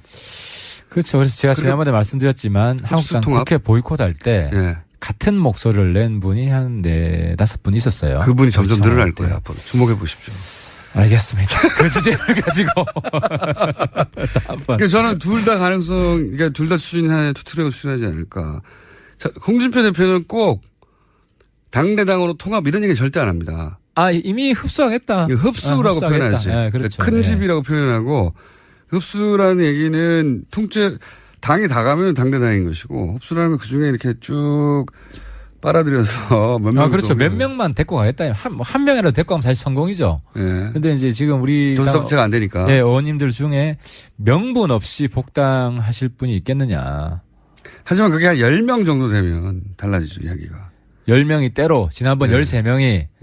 그럼 10명이 때로 하면 그중 한두 분이 제2의 제2의 장 되겠죠. 근데 그래도 한 명분이 필요합니다. 10명이 같이 움직이려면. 그러면 북핵 위기를 내세우지 않을까요? 그게 이제 김무성 대표 논리인데 지금까지는 친박 8적 플러스 알파를 주장을 했었어요. 우리가 들어갈 명분은 8적 가지고도 안 되고 거기다가 2-3명 더 보태야 된다. 근데 지금 서청원 최경환 출당시키는 것도 어려워하는 당이기 때문에 그 명분은 못 챙겨주고 외생적 변수가 생길 거다 하는데 그건 너무 막연하죠. 정치하는 사람 입장에서는. 외생적 변수를 기다려서 그때. 그래서 아마 명분을 못 찾아서 쉽게 탈당을 못 할 거다. 저는. 이런 거 가능하지 않을까요? 북한이 지금 이 실험을 멈추지는 않을 것 같고 한 번 더 할 수도 있을 것 같고요. 미사일 더 쏠 겁니다. 미사일 더 쏠 수도 있고 그러면 북핵 실험을 한 번 더 하다든가 아니면 ICBM급을 좀 더 장거리를 쏜다든가 그럴 때 막 확 들고 일어나는 거죠. 확 들고 일어나면서 문재인 정부 무능을 보라면서 우리 이 안보 국면을 이렇게 흩어져서 보수가 대응할 수 없다. 다 같이 합치자. 이런 명분 막 만들어가지고. 그런 얘기 하고 싶은 게 있죠. 근데 국민들이 바보가 아니고 특히 우리 의원들도 그때 보이콧 의청할 때 보면 다수가 합리적이에요. 그분들은 아직 약점 안 잡힌 것 같아요. 그분들이 보이콧 말도 안 된다 해서 그걸 그냥 무산시켜버렸거든요. 그러니까 너무 과한 명분을 들고 나오면 당 내부에서 제어가 됩니다. 아직까지는 그렇습니다. 그런 분위기입니까? 아직까지는 그렇습니다. 사실 불안해하고 있긴 하죠. 당에서. 근데 어쨌든 최대한 빨리 이 위기를 극복해 나가겠습니다. 그러면 바른정당이 자강론으로 질주하려면 결국 하태경 의원이 또 대표가 돼야 되네요. 보시였지 않습니까? 저 물불 안 가리고 싸우고 있고 좀 이렇게 좀 도와주시기 바랍니다. 저희 방송에 나왔다가 이렇게 잘 되시고 이렇게 한꺼번에 추락하는 분들이 있거든요. 그 코스가 몇 번 검증됐습니다. 네. 요거 한 가지만 더 여쭤볼게요. 요즘 블랙리스트 한참 나오지 않습니까? 이거는 보수정당에서 뭐라고 대응해야 되는 겁니까? 이거는 뭐 변명의 여지가 없고 정말 저는 사실 뭐 MB 정부 때 국회의원도 안 했고 관계가 없지만 정말 죄송하고 보수가 반성해야 될 일이고 그 연예인 분들 제가 일일이 개인적으로 얼마나 사과하고 싶어요. 앞으로 더 이상은 그런 일이 절대 없을 것이다. 그리고 원래 원칙적인 보수는 블랙리스트 안 만듭니다. 기본적으로 표현의 자유를 인정을 하고. 그래서 아무튼 이건 뭐 정말 부끄럽습니다. 너무 미안하고 죄송합니다. 박근혜 정부 시절은 없었을까요? 과연? 국정원에서 예. 국정원에서 만들기는 어렸을 거예요. 국정원 댓글 때문에 푸닥거리를 한번 했고 이제 국감까지 했기 때문에 그래서 이제 청와대에서 바로 내려갔던 거라고 보이고 국정원에서 했으면 청와대에서 안 했겠죠. 그러니까 국정원에서 못했으니까 김기춘 실장이 본인의 또 나름의 우국 충정이 있잖아요. 그래서 김기춘 전 비서실장이 청와대를 장악해서 청와대에서 블랙리스트를 만들었는데 그걸 국정원한테 실행을 시키지 않았을까요? 당연히? 네, 국정원에서도 원장이 원장 되는 분이 그런 나름대로 배심이 있어야 되는데 그런 분이 아니었죠.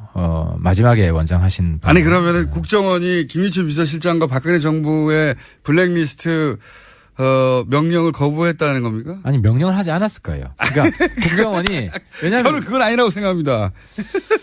근데 왜 명령을 하지 않았을 거라고 생각하시는지? 그러니까 댓글 문제로 이미 홍역을 치렀는데 그것 때문에 내부에 상당히 경계하는 게 있고 그러니까 더 조심스럽게 했겠죠. 국회가 감시하고 하기 때문에 댓글 리스트를 똑같이 만들어 가지고 이중 플레이를 하라. 그러니까 문체부에서 하고 있는데 국정원에서 같이 하라. 그 정도 저는 간이 컸을까 싶어요. 그건 약간 국정원을 너무 진짜 흥신소 수준으로 보시는 것 같은데 국정원 정도라면 들키지 않고도. 근데 국정원 내부에 정치적 성향이 있는 분이 항상 있고 그래서 항상 터져 나왔어요. 내부에서 내부 고발자가 있기 때문에 그걸 아주 잘 알고 있는 집단입니다. 그러니까 똑같은 시행착오를 저는 하지 않았을 거라고 봅니다. 더 안 들키도록 했겠죠. 그게 어렵습니다. 상의를 해야 되고. 자, 그러면 내부에 회의를 해야 되고. 공개적으로 내기 한번 하죠. 박근혜 정부 하에서의 댓글 공작 혹은 블랙리스트가 뭔가 문건이 나오거나 하면 의원님이 염색을 하세요. 빨간색으로. 잠깐만. 박근혜 정부와의 추가 댓글 공작? 추가 댓글 공작 혹은 블랙리스트 국정원이 관여된. 그건 제가 하겠습니다. 빨간 걸로. 제가 빨간색. 지정하는 색깔 노란색이나 빨간 거. 오케이. 지정해 주세요. 제가 지면 의원님이 위원님이 지정하는 색깔로. 여기까지 하겠습니다. 예, 감사합니다. 지금까지 바른정당의 하태경 최고위원이었습니다. 감사합니다. 예, 감사합니다. 오빠, 우리 어디 가는 거야? 정수 가지. 와, 우리 말 타러 가는 거야? 그렇게 좋아? 고민하지 말고 장수로 오세요. 온 가족이 즐기는 승마 체험과 국내 최대 규모의 말역사 체험관 등 장수에는 정말 볼 것, 누릴 것들이 넘쳐난답니다. 말의 심장 소리를 직접 느껴보는 장수에서의 하룬 여행. 장수는 항상 가까이 있습니다. 주말 여행은 장수로. 승마 체험 예약은 063-350-5486. 또 목에 걸렸어. 왜 작은 건 없지? 그럴 땐 더알티지 오메가3. 스마트폰을 너무 많이 봤나 봐. 눈이 너무 건조하네. 그럴 땐 더알티지 오메가3. 손발도 저려. 그럴 땐 더알티지 오메가3. 알았어. 더알티지 오메가3. 그래. 약사들이 만든 GM팜을 검색해보라고. 오케이. GM팜.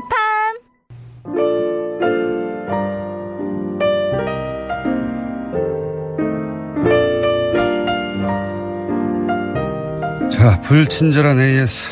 오늘 상상 문자, 타인 버신 문자 많이 왔습니다.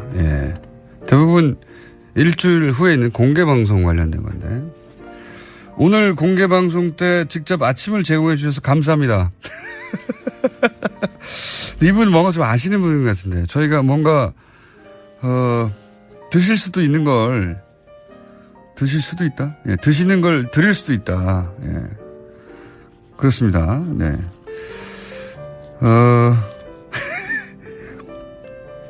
세종문화회관 대강당에서 뉴스공장 20주년 기념 생방송에 다녀왔어요. 이런 문자가 요즘. 예. 심지어는 캐나다 토론토 1주년 기념 방송. 네. 많습니다. 이런 문자가. 엄청 많은데, 이런 문자는 아무것도 아니에요. 오늘 아침에 타임머신 타고 온 분이 있어요. 오늘 아침에 오늘이 생방 중인 줄 알고 일주일 남았는데, 이번 주 화요일 아니에요? 그러고 오신 분이 있습니다. 그래서 그분과, 네. 단독으로 사진도 찍고 수고하셨다고 멀리서 오셨던데, 네.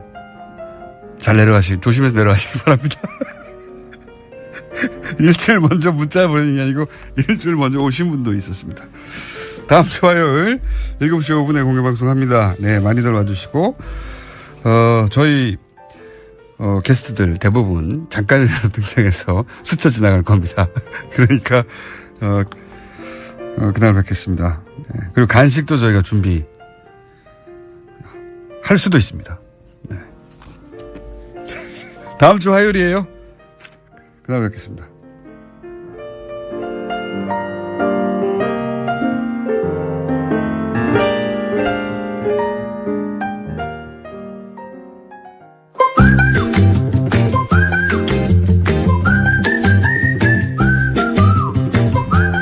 자, 칼 플라니 사회경제연구소 가입자 좀 늡니까 다시? 확 줄었었잖아요. 뭐 확 줄어요. 줄지도 않았고 늘어나지도 않고. 그래봐야 그저 그렇습니다. 그래봐야 한 자리 숫자이긴 한데 그래도 2명과 6명은 다르잖아요. 그렇죠. 예. 그러니까 5를 기준으로 10에 가깝습니까? 1에 가깝습니까? 요즘 1에 가깝습니다. 1에 가깝습니다. 근데 일주일에 몇 명씩만 늘어도 대단한 겁니다. 네. 왜냐하면은 지난 몇 년간 거의 한 번도 늘지 않았기 때문에. 네. 아니요, 그렇지 않아요. 3년 동안 300명이 늘었으니까. 3년에 1년에 100명. 예. 3일에 1명 아닙니까, 그러면? 예, 평균. 그렇죠. 초기에 확 늘었다가 그 다음에 안 늘었겠죠. 뭐 그런 거죠.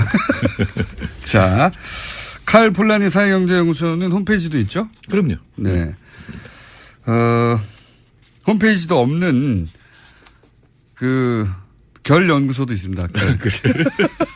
저희 임상호 소장님 결 연구소 홈페이지 없고 카페를 따로 인문 결 연구소 카페를 따로 운영하신다고 하더라고요. 예, 홈페이지는 곧 하겠다고. 자, 오늘 주제를 사드로 들고 오셨어요? 네. 네.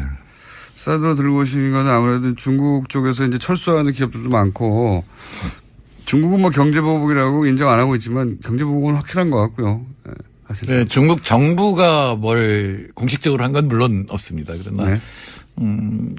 어떻게 보면 우리나라의 한 80년대 국민들이 네. 그러니까 굉장히 민족주의적이고 국가주의적인 그런 게 작동을 그렇죠. 하기 때문에. 정부에서 딱 구호 외치면 쭉 따라가는. 그러니까 네. 정부가 한 정도는 어느 정도냐면 이제 롯데에 대해서 소방점검 뭐 네. 이런 거 하죠. 네, 맞습니다.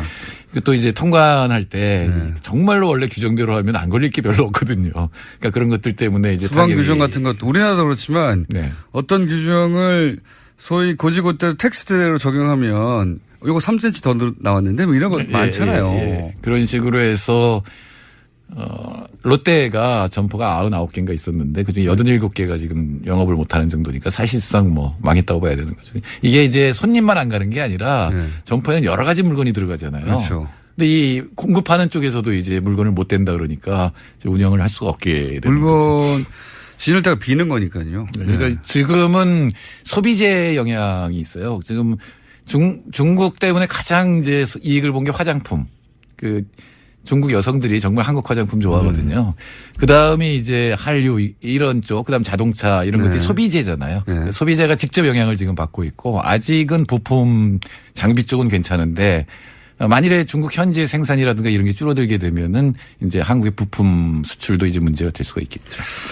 결국 이제 미국의 이제 동아시아 전략 때문에 설치하게 되는 사드 때문에 피해는 우리가 입게 되는 건데 이 피해 규모나 혹은 지금까지의 피해 정도 뭐 어떻습니까? 한은이 이제 공식적으로 발표를 했는데 GDP의 한 0.2% 빠질 거다. 근데 그거는 어떻게 계산했냐면 관광객이 30% 줄어들고 수출이 2% 줄어든다고 이제 그러니까 가정을 하고 추정을 한 건데 사실 그거보다 훨씬 더 많은 작년 전망입니다. 그러니까 작년 2월부터 금년 2월까지 1년 동안을 본 건데 사실 금년 2월부터 내년 2월까지 전망한 건데 사실 그보다 훨씬 클 것 같거든요. 중국 관광객 예를 들어서 명동이나 또는 면세점의 매출은 30%가 준 게 아니라 그렇죠. 거의 뭐 폭락했다고 하던데. 제가 다니는 대학원이 북촌을 끼고 올라가는데 많이 줄었어요.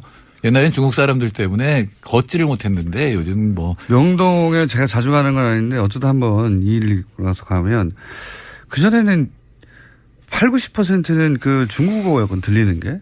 지금 안 들립니다. 그리고 굉장히 시끄러웠잖아요. 많고 시끄럽고. 그러니까 우리나라 2016년 작년 대중 경상 적자 그러니까 수출 무역에서 얻은 흑자하고 경상 흑자 그다음에 여행 수지에서 얻은 흑자가 한 406억 달러 되거든요. 2015년에는 한 470억 달러 가까이 됐어요. 이게 우리나라 GDP 2.5% 정도 됩니다. 그러니까 만일에 반 정도 줄어든다 그러면 우리나라 GDP가 1.2% 깎이게 되는 거죠.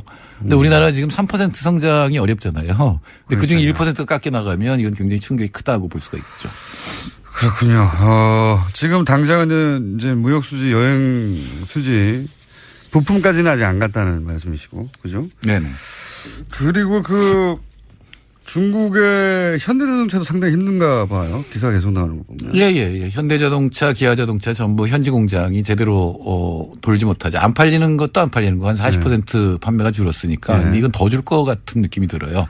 근데 또 하나는 이제 현지 공장들이 있는데 부품 수급이 원활하지 않으니까 왜냐면 납품 대금을 제때 못 주니까 옛날에 그게 다 이렇게 몇 달씩 묵혔다가 주고 이랬는데 이런 것들이 이제 문제가 되면서 지금 조업이 안 되고 있죠. 그래서 현대차도 중국에서 사기 크고 롯데는 뭐 철수인 것이고 롯데나 현대차 같은 우리나라 대표적인 대기업들이 못 버티면 나머지는 뭐 버틸 리가 없지 않습니까? 근데 그건 물론 이제 중국의 상품들이 경쟁력이 높아진 것도 있어요. 삼성이 스마트폰에서 1위다가 지금 9위까지 떨어졌거든요. 그러니까 그건 중국 제품이 많이 시장 내에서 많이 대체를 하고 있는 것도 있고 물론 사드도 이제 거기에 더 나쁜 영향을 미치게 되겠죠. 아무래도 선호하는 상품에서 한국제가 뒤로 밀리는 이런 경향이 나타나니까요. 그리고 이제 정부가 한국 제품을 구매하는 것을 표면적으로 드러내놓고 하지 말라고 하진 않지만 중국인들은 다 느낄 정도고 그거를 그 정부의 정책이라고 받아들이면 굳이 내가 중국 공산당에 싫어하는 일을 할 필요는 없지 않느냐 이렇게 생각하는 거 아닙니까 지금. 그러니까 지방 정부나 공기업이 많잖아요. 근데 제가 처음에 중국 갔을 때 소나타 택시가 있는 걸 보고 놀랐거든요. 그건 이제 산 거예요. 서울시가 그러니까 북경시가 소나타를 산 건데 그런 거는 바로 바꿔버리면은 그럼 타격이 크게 되겠는데 더 나쁜 거는 최악의 경우는 뭐냐면 중국에서는 관시로 그렇죠. 보통 이제 사업을 하잖아요. 특히 처음 시작할 때 관계를 통해서. 근데 부패 잡는다고 하면 이건 무슨 경제적인 문제도 아니고 형법의 문제가 되기 때문에 중국 정부가 보복하려면 아직도 할 일은 많이 남아 있죠. 이게 이제 북핵 혹은 사드가 철수하지 않는 한 앞으로 계속될 거 아닙니까? 그렇죠. 많은 분들 어떤 분들은 센카쿠 열도, 다이오유 열도 때 잠깐 문제가 됐고 그다음에 다시 원상태로 돌아갔다. 줄어든 상태로 이제 쭉 갔다라고 얘기를 하는데 센카쿠 열도는 투닥투닥 붙었다가 다시 원상태로 돌아간 거잖아요. 그러나 사드가 배치된 거고 그 상태에서 완전히 변화가 있는 거죠. 더 들어올 수도 있고 기술이 더 발전할 수도 있기 때문에 그리고 중국 입장에서는 이건 전략적인 문제거든요. 전략적 균형이 무너졌다고 중국이 생각합니다. 그러니까 동아시아에서 미국하고 중국이 이제 패권 경쟁을 벌이는데 현재까지 이 적당히 맞는 균형에서 사드가 하나 들어감으로 해서 이게 앞으로 더 균형이 무너질 거라고 생각하니까 아마 중국은 계속 신경을 쓸 거고 경제 보복도 할 거라고 저는 봅니다. 무기 하나의 문제가 아니라 이제 전략적 균형이 무너졌다고 상징적으로 그 레이더가 물론 중국이 정말 전쟁이 나면 그 레이더 미사일을 쏴버리면 되는데 제 말은 미국이 중국하고 균형을 맞추던 걸 깨고 더 들어오고 있는데 거기에 사드가 상징적으로 그 역할을 하고 있는데 거기에 대한 보복으로 한국 경제에 타격을 주면 한국이 사드를 배치하지 않고 밀어내면서 균형을 다시 맞추게 하려는 뭐 이런 외교적인 압박이잖아요. 그렇죠. 그러니까 중국한테 제일 지금 문제가 되는 건 군사적으로는 ICBMD거든요. 그러니까 미사일 방어망. 근데 한국이 지금 가장 놓기 어려울 거라고 생각하는 한국이 들어가면 다른 나라들도 들어가면 촘촘해지잖아요. 그다음 기술은 발전할 거고 이렇게 되면 중국 입장에서는 이제 안보 딜레마라는 걸 맞게 되죠. 과거에 러시아가 그 미국의 그 유럽 기지들에 대해서 보였던 신경질적인 반응이 있거든요. 예. 그거를 중국이 지금 우리나라한테 보여주고 있는 거죠. 그렇죠. 다른 나라한테도 보여주는 거기도 합니다. 왜냐하면 한국이 사드 배치하고 아무 일도 없었다 그러면 다른 나라들도 미국이 요구했을 때 갖다 놓을 수 있거든요. 그래서 저는 이 사드를 순식간에 대선 기간에 몰래 들여놔 버린 그 라인에 있는 그 책임 관계자들은 정말 크게 처벌해야 된다고 봅니다. 이 국가적 그 손해들을 맡게 하는데 중요한 역할을 한 거거든요. 그러니까 굉장히 중요한 반역죄예요, 반역죄. 몇십 년이 갈 결정을 한 건데 영향을 미칠 결정을 한 건데 어떻게 결정을 했는지는 알아야 될 거예요. 지금도 모르고 있고. 예, 지금도 모르고 있는데 지금 그 조사를 지금 해야 되겠죠. 그 사람들은 정말 뭐 단순한 방산비리 누구한테 로비를 당했 이게 이 차원이 아니라 저는 반역죄로 다스리라고 된다고. 이 이야기들이 다 연관된 얘기들이죠, 다. 그러면 우리가 이 국면을 벗어나게 이제 사드 이외에 뭐 WTO 제소라든가 이런 방식으로 이 국면을 벗어날 방법은 있나요? 아니, 할 수도 있고요. 그다음에 한중 FTA도 이게 투자자 국가제소권 들어 있거든요. 그리고 제가 보기에는 다 걸려요. 그러니까 내국민 대우, 최외국 대우, 최소 기준 대우 다 걸려요. 내국민 대우라는 거는 중국 기업하고 롯데를 차별했느냐 안 했느냐 차별했어요. 제가 보기에. 그렇죠. 소방이 점검할 때 중국 기업이나 그다음 최외국 대우는 뭐냐면 일본 기업하고 한국 대우를 차별했느냐 이것도 했어요. 일본 마트에 대해서 그렇게 철저하게 조사 안 했을 거거든요. 최소 기준 대우는 잘 모르겠는데 이건 국제 기준에 비추어서 과하냐 아니냐인데 과연 이거를 제소를 하는 게 실익이 있느냐를 기업도 따질 거고 정부도 따져야 돼요. 제소한다는 건 이제 무역 분쟁으로 간다는 거 아닙니다. 무역 분쟁으로서 사실상 재판을 하는 거죠. 근데 이게 몇 년씩 걸리고 이 투자자 국가제소권의 경우는 기업들한테 돈이 많이 들어요. 근데 이겼다 한들 만일에 한중 관계가 좋아져서 다시 들어가야 될 때 어떻게 할 거냐. 이게 문제가 되거든요. WTO는 보통 2년이 걸리고 그게 그렇게 강제 규정이 없어요. 그러니까 진다고 하더라도 그거에 대해서 뭐 할 게 있어야죠. 뭐 소방점검 뭐 그래 제대로 할게 이러면 그만이기 때문에 실효성이 없으니까 지금 이제 그걸 할까 말까 지금 그냥 가지고 있는 거라고 봐야죠. 카드로 가지고 있는 거죠. 카드로 가지고 있는데 중국이 그에 별로 개의치를 않기 때문에 큰 카드가 아니에요. 이 문제는 사드 안보에서 풀어야 됩니다.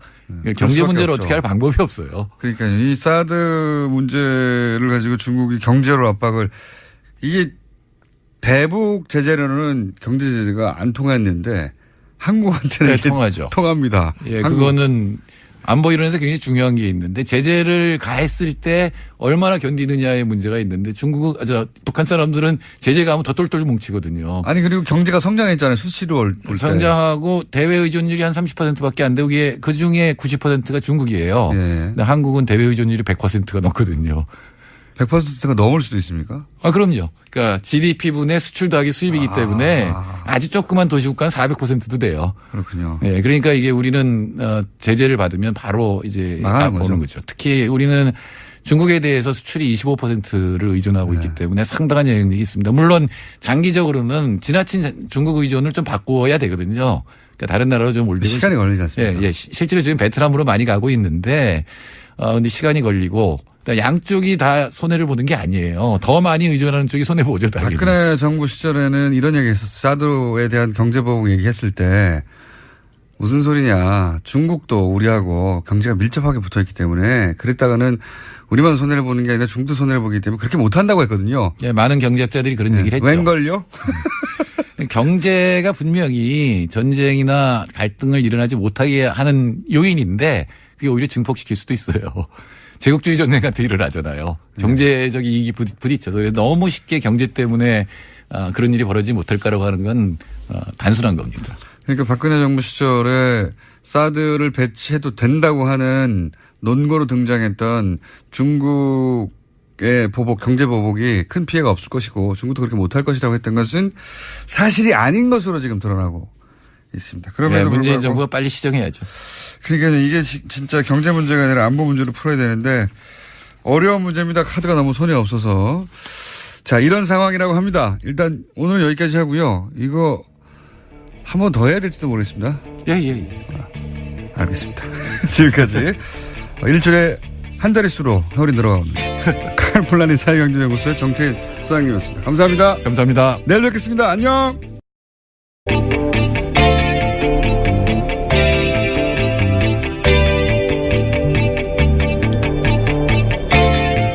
안녕하세요. 김호준입니다. 강원 강릉 화재 사고로 소방관 2명의 생명을 잃자 소방관들의 처우 개선이 필요하다는 기사가 주목을 받습니다. 이런 기사들은 매우 당연하면서도 또 한편으로는 씁쓸합니다. 지난 추경 당시 소방관 충원을 위한 예산안을 야당이 반대할 때 보수 매체는 공무원 누리기라고 비판했고 소수의 진보 매체는 야당 역시 소방관 충원을 대선에서 공약하지 않았냐며 모순을 지적했지만 나머지 대부분 매체들은 여야 충돌을 중계만 했죠. 누가 화냈다, 누가 무슨 말을 했고 누가 언제 사과할까 흥미진진 이런 기사 넘쳐났습니다. 사람이 죽고 나서 그 누구에게도 욕먹지 않을 도덕적 판관이 되어서 처우 개선을 말하는 건 쉽습니다. 근데 처우 개선을 뭘로 하나요? 돈으로 합니다. 소방관 처우 개선이 며칠 전 갑자기 필요하게 된 게 아니지 않습니까? 그 예산은 막으면 안 된다고 막아선 정치 세력을 진작에 비판했어야 하는 거 아닌가요? 기계적 중립이 저절로 공평무사를 담보하지 않습니다. 한 시대를 살아가며 유리하든 불리하든 정치적 입장이 없다는 건 비겁한 거 아닙니까? 세상만사 정치와 무관한 진공 상태라는 게 어디 존재하기는 합니까? 어디 한가운데쯤 있는 척 좀 그만했으면 합니다. 김어준 생각이었습니다.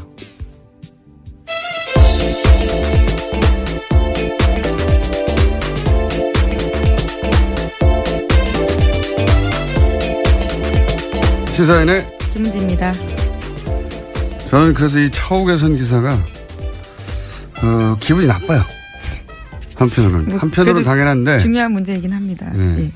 근데 처우 개선이 필요하다는 건 사실 오래전부터 그렇죠. 갑자기 필요한 게 아니거든요. 그러니까 처우 개선을 막는 쪽에 대한 비판 기사를 이런 기사를 쓸 수 있다면 진작에 했었어야 되는데 그런 기사는 사실은 거의 없었어요. 그때 이쪽 기사하고 저쪽 기사하고 누가 말을 했는데 누가 기분이 나빠서 뭐 이런 중계만 하고 있었지. 저는 굉장히 대단히 비겁한 태도라고 봅니다. 네. 그러다가 갑자기 사람을 죽으니까 처우 개선이 필요하다고. 자, 어제 그런 기사가 많이 났길래 보다가 어떤 생각이었고요. 오늘 첫 번째 뉴스는요? 네, 트럼프 대통령의 참모들이 북한에 대한 군사 옵션을 언급했습니다. 맥메스터 국가안보회의 보좌관이 대북 군사조치 준비를 거론했습니다. 제재나 외교적 수단과 함께 필요하다면 군사적 수단 준비도 정말 긴급하게 취할 수 있어야 합니다라는 이야기인데요. 또 렉스 틸러슨 국무장관도 외교적 노력이 실패하면 남은 건 군사 옵션이 될 거다라고 말했습니다. 미국이 점점 양측에 선행이 돼가고 있는데 북핵 초기에 대통령이 먼저 지르고 그리고 참모들이 수습하고 이런 건 반복됐었죠. 여러 차례. 그러면서 미국 언론도 비판을 굉장히 많이 했어요. 이 사안에 대해서. 합도 안 맞고 왔다 갔다 한다고. 그런 비판 때문에 이제 전략을 바꾼 것 같아요. 참모들이 압박을 하고 트럼프 대통령은 입 다물고 있고 전략으로 바꾼 것 같습니다. 이 목적은 사실은 같죠. 지금 중국을 압박하고 아마 유엔 총회 있기 직전에 그래서 갑자기 튀어나와서 네, 굉장히 강한 메시지를 내고 있습니다. 네. 총회를 앞두고요. 중국을 압박하는 메시지를 내고 있는데 이와간 그 수행 전략이 다소 바뀌었다. 네, 이제는 참모가 이 역할을 하고 대통령은 이걸 당하고 있다. 이건 뭐 다른 미 행정부였다면 당연히 이렇게 했을 것을 이제야 이제 이런 모양을 갖추고 있습니다. 네. 그런 뉴스고요. 자, 다음 뉴스는요. 네, 정의용 청와대 안보실장이 독일 주간지 슈피겔과 인터뷰했습니다. 한미일이 제2의 한국전쟁 발발 가능성에 대해 우려하고 있지만 문재인 정부는 이런 사태에 이르지 않게 할 것이다 라고 밝혔는데요. 또 화해를 목표로 한 문재인 정부의 대북 정책이 실패한 것은 아니다 라고 밝혔습니다. 3박 5일간 미국 순방길에 오른 문재인 대통령을 대신해서 대화를 통한 북핵 해결 가능성을 다시 한번 강조한 겁니다. 미국의 중국 압박용 메시지하고 그에 대해서 또 안보실장은 독일 주관자하고 슈피겔 유명한 주관자죠. 정반대의 목소리를 내고 우리는 그런 일을 하도록 하지 않을 것이다. 그런 일들이 지금 있습니다. 유엔 총회 전후로 하여. 자, 다음 뉴스는요. 네, 청와대가 어제 트럼프 미국 대통령의 트위터 내용을 오역해서 보도한 일부 언론에 대해서 공개적으로 강한 유감을 표시했습니다. 청와대 핵심 관계자는 일부 언론사에서는 정정을 한 것으로 알고 있지만 일부 언론사에서는 그 과정에 대한 설명도 없이 어제 아침까지 보도가 그대로 계속됐다는 것에 대해서 굉장히 유감스럽게 생각한다라고 밝혔습니다. 어제 저희가 방송에서 언급했던 내용인데, 예. 북한에서 지금 물자가 부족해서 주유소 앞에 긴 줄이 만들어졌다. 네. 이게 이제 석유파동 때 나온 표현으로 제가 알고 있어요. 그 이후로 이제 항상 쓰던 관용적인 표현인데 어려운 표현도 아니고. 이걸 두고 이제 오역이면 실력이잖아요. 그냥 단순히. 예. 워싱턴 특파원이 이 정도로 오역할 정도는 잘 모르겠는데 하필 이 표현을 몰랐을 수도 있긴 하죠. 예. 그래서 의도냐, 아니면 의도치 않은 오역이냐, 는 제가 잘 모르겠는데 한 가지 비교적 분명하다고 보여지는 것은 뭐냐면 이 기사를 쓴 기자는 적어도 문재인 대통령의 안보관을 의심하는 사람이다 라고 생각이 드는 게 이 문장 하나만 달랑 나왔는데 long line forming in North Korea 하나만 나왔는데 트럼프가 문재인의 러시아 사업잔 송유한 사업잔을 끌어들여서 트럼프가 못마땅해 한다는 상상까지 이어진 거잖아요. 예. 그래서 한미공조가 안 되고 있다는 뉘앙스인데 이런 상상력은 그냥 나오는 건 아니거든요. 예. 이런 말을 했어. 그럼 또 틀림없이 뭔가 잘못했을 거야 라고 머릿속에 있었던 거죠. 적어도. 그러니까 요 문장 하나에서부터 시작해서 러시아도 나오고 트럼프의 심기가 불편하다는 얘기도 나오고 쭉쭉 상상력이 나와서 문장 하나로 기사가 나온 거 아닙니까? 전체. 예, 대형 오보를 양산한 예. 거죠. 쓴 기자분은 문재인 대통령의 안보관을 의심하는 혹은 뭐 못마땅해 하는 부분이 적절하 있는 것 같다는 추정을 해보고요. 근데 과거에는 이런 거 일부러 그랬어요. 예전에 유명한 사례가 조선일보에 있죠. 인터넷 없던 시절에, 예. 주요한 외신 보도를 왜곡해서, 그 문장 한두 개를 가지고, 예. 뒤바꿔서, 김대중 전 대통령 시절에. 그리고 잘했습니다. 그때 인터넷이 없으니까, 혹은 뭐 인터넷이 아주, 연결이 잘 안 되거나, 또는, 가입을 해야 해당 기사를 읽을 수 있구나. 그럴 경우에, 접근도가 굉장히 낮았을 경우에, 외신을 살짝 뒤틀어서 보도한 경우 정말 많았어요. 그거 찾아내는 게 제가 전문이었거든요. 자, 다음 뉴스는요. 네, 박근혜 정부에서 45년 된 중고 미군 헬기를 구입하면서 1,500억 원을 썼다라는 JTBC 보도가 나왔습니다. 이 헬기 한 대 가격이 58억 원인데요. 운영 부대까지 합치면 사업비가 총 1,500억 원에 달한다고 합니다. 심지어 지난달 합동참모본부 회의에서 성능 개량을 해도 수명을 담보할 수 없다면서 개량 사업에서 배제하기로 결정됐다고 하는데요. 산지 3년 만에 나온 결정입니다. 심지어 해당 헬기는 GPS가 연동된 항법 장치를 제거한 뒤 판매하면서 악천 후대와 해상 임무에는 투입되지 못하고 있을 정도로 노후한 기기라고 합니다. 이게 45년 된 거면 도입 기준으로 해서 한 70년대 무기거든요. 세계에 보면 이거 포니 자동차 돌아다닐 때예요. 이게 그런데 그 포니 자동차가 제네시스 만든 시절에 수입된 겁니다. 이게 말이 안 되지 않습니까? 네. 제네시스를 이미 개발해서 움직일 정도의 시대에 와가지고 포니 타라고 들이댄 거거든요. 안 사야 되는 거군요. 절대. 예, 이거 모르고 샀겠어요? 예. 근데 이제, 당시 문서를 뒤져보니까 그 결정 과정의 핵심 라인에 국방장관이 있었다. 네, 그런 보도도 거죠? 있습니다. 예. 당시 국방장관이 김관진 전 국가안보실장입니다. 이분 이름이 요즘 자꾸 나오고 있어요. 네, 여기저기서. 댓글 부대 정신교육도 시켰다는 데도 등장하지 않았습니까, 이분이? 네, 어제 더불어민주당 이철희 의원이 폭로한 사실인데요. 김광진 당시 국방장관이 2012년 대선 전에는 댓글 부대원들을 정신교육시키고 댓글 후에는 또 댓글 부대를 격려 방문했다라는 폭로했습니다. 자주 등장하고 있습니다, 이분이. 이분 사드 기습 배치와도 밀접한 관련이 있죠. 다른 거 다 떠나서는 이 사드 기습 배치의 책임은 방산비리 차원에서 다룰 게 아니라 저는 반역죄로 처벌해야 된다. 왜냐하면은 지금 새 정부가 미국하고 중국 사이에 활용할 카드가 없어요. 예, 만약에 사드가 지금 배치지 않았다면 한미 관계 혹은 뭐 한중 관계 그리고 북핵 국면에서도 주요한 카드의 하나로 활용할 수 있겠죠. 지금 뭐 이미 배치돼 있으니까 임신이 아니냐 뭐 이런 얘기 그런 카드밖에 없거든요. 이 사드가 근데 로키드 마틴사 거잖아요. 예. 이 사드 기습 배치와 관련한 책임이 드러나는 사람은 저는 반역죄로 처벌해야 된다. 단순히 방산비리가 아니라. 그리고 로키드 마틴 하면은 이 로비로 유명하죠. 세계 1위 회사이기도 하지만 로키드 마틴은 공화당, 민주당 가리지 않고 후원합니다. 예. 그리고 선거가 있으면 미국 본토에 50개 주가 있잖아요. 미국 본토에서 출마하는 모든 후보를 후원해요. 군수업체가 워낙 돈이 많다 보니까. 죽이지 않습니까? 예. 네. 모든 후보를 다 누가 될지 모르니까. 그리고 그 회사를 미국 전역에 뿌려놔요. 47개인가 8개 주에 회사가 있어요. 그러니까 모든 주의 이해관계를 만드는 겁니다. 죽이지 않습니까? 예. 이게 이제 로키드가 미 의회를 장악하는 방식인데 한국이 지난 10년간 보수 정권 시절에 전 세계에서 미국 무기 수입 1위 한 나라거든요. 그 무기 구입 의사 결정권자들을 로키드 마틴이 그랜뒀을 리가 없다라고 저는 생각이 들고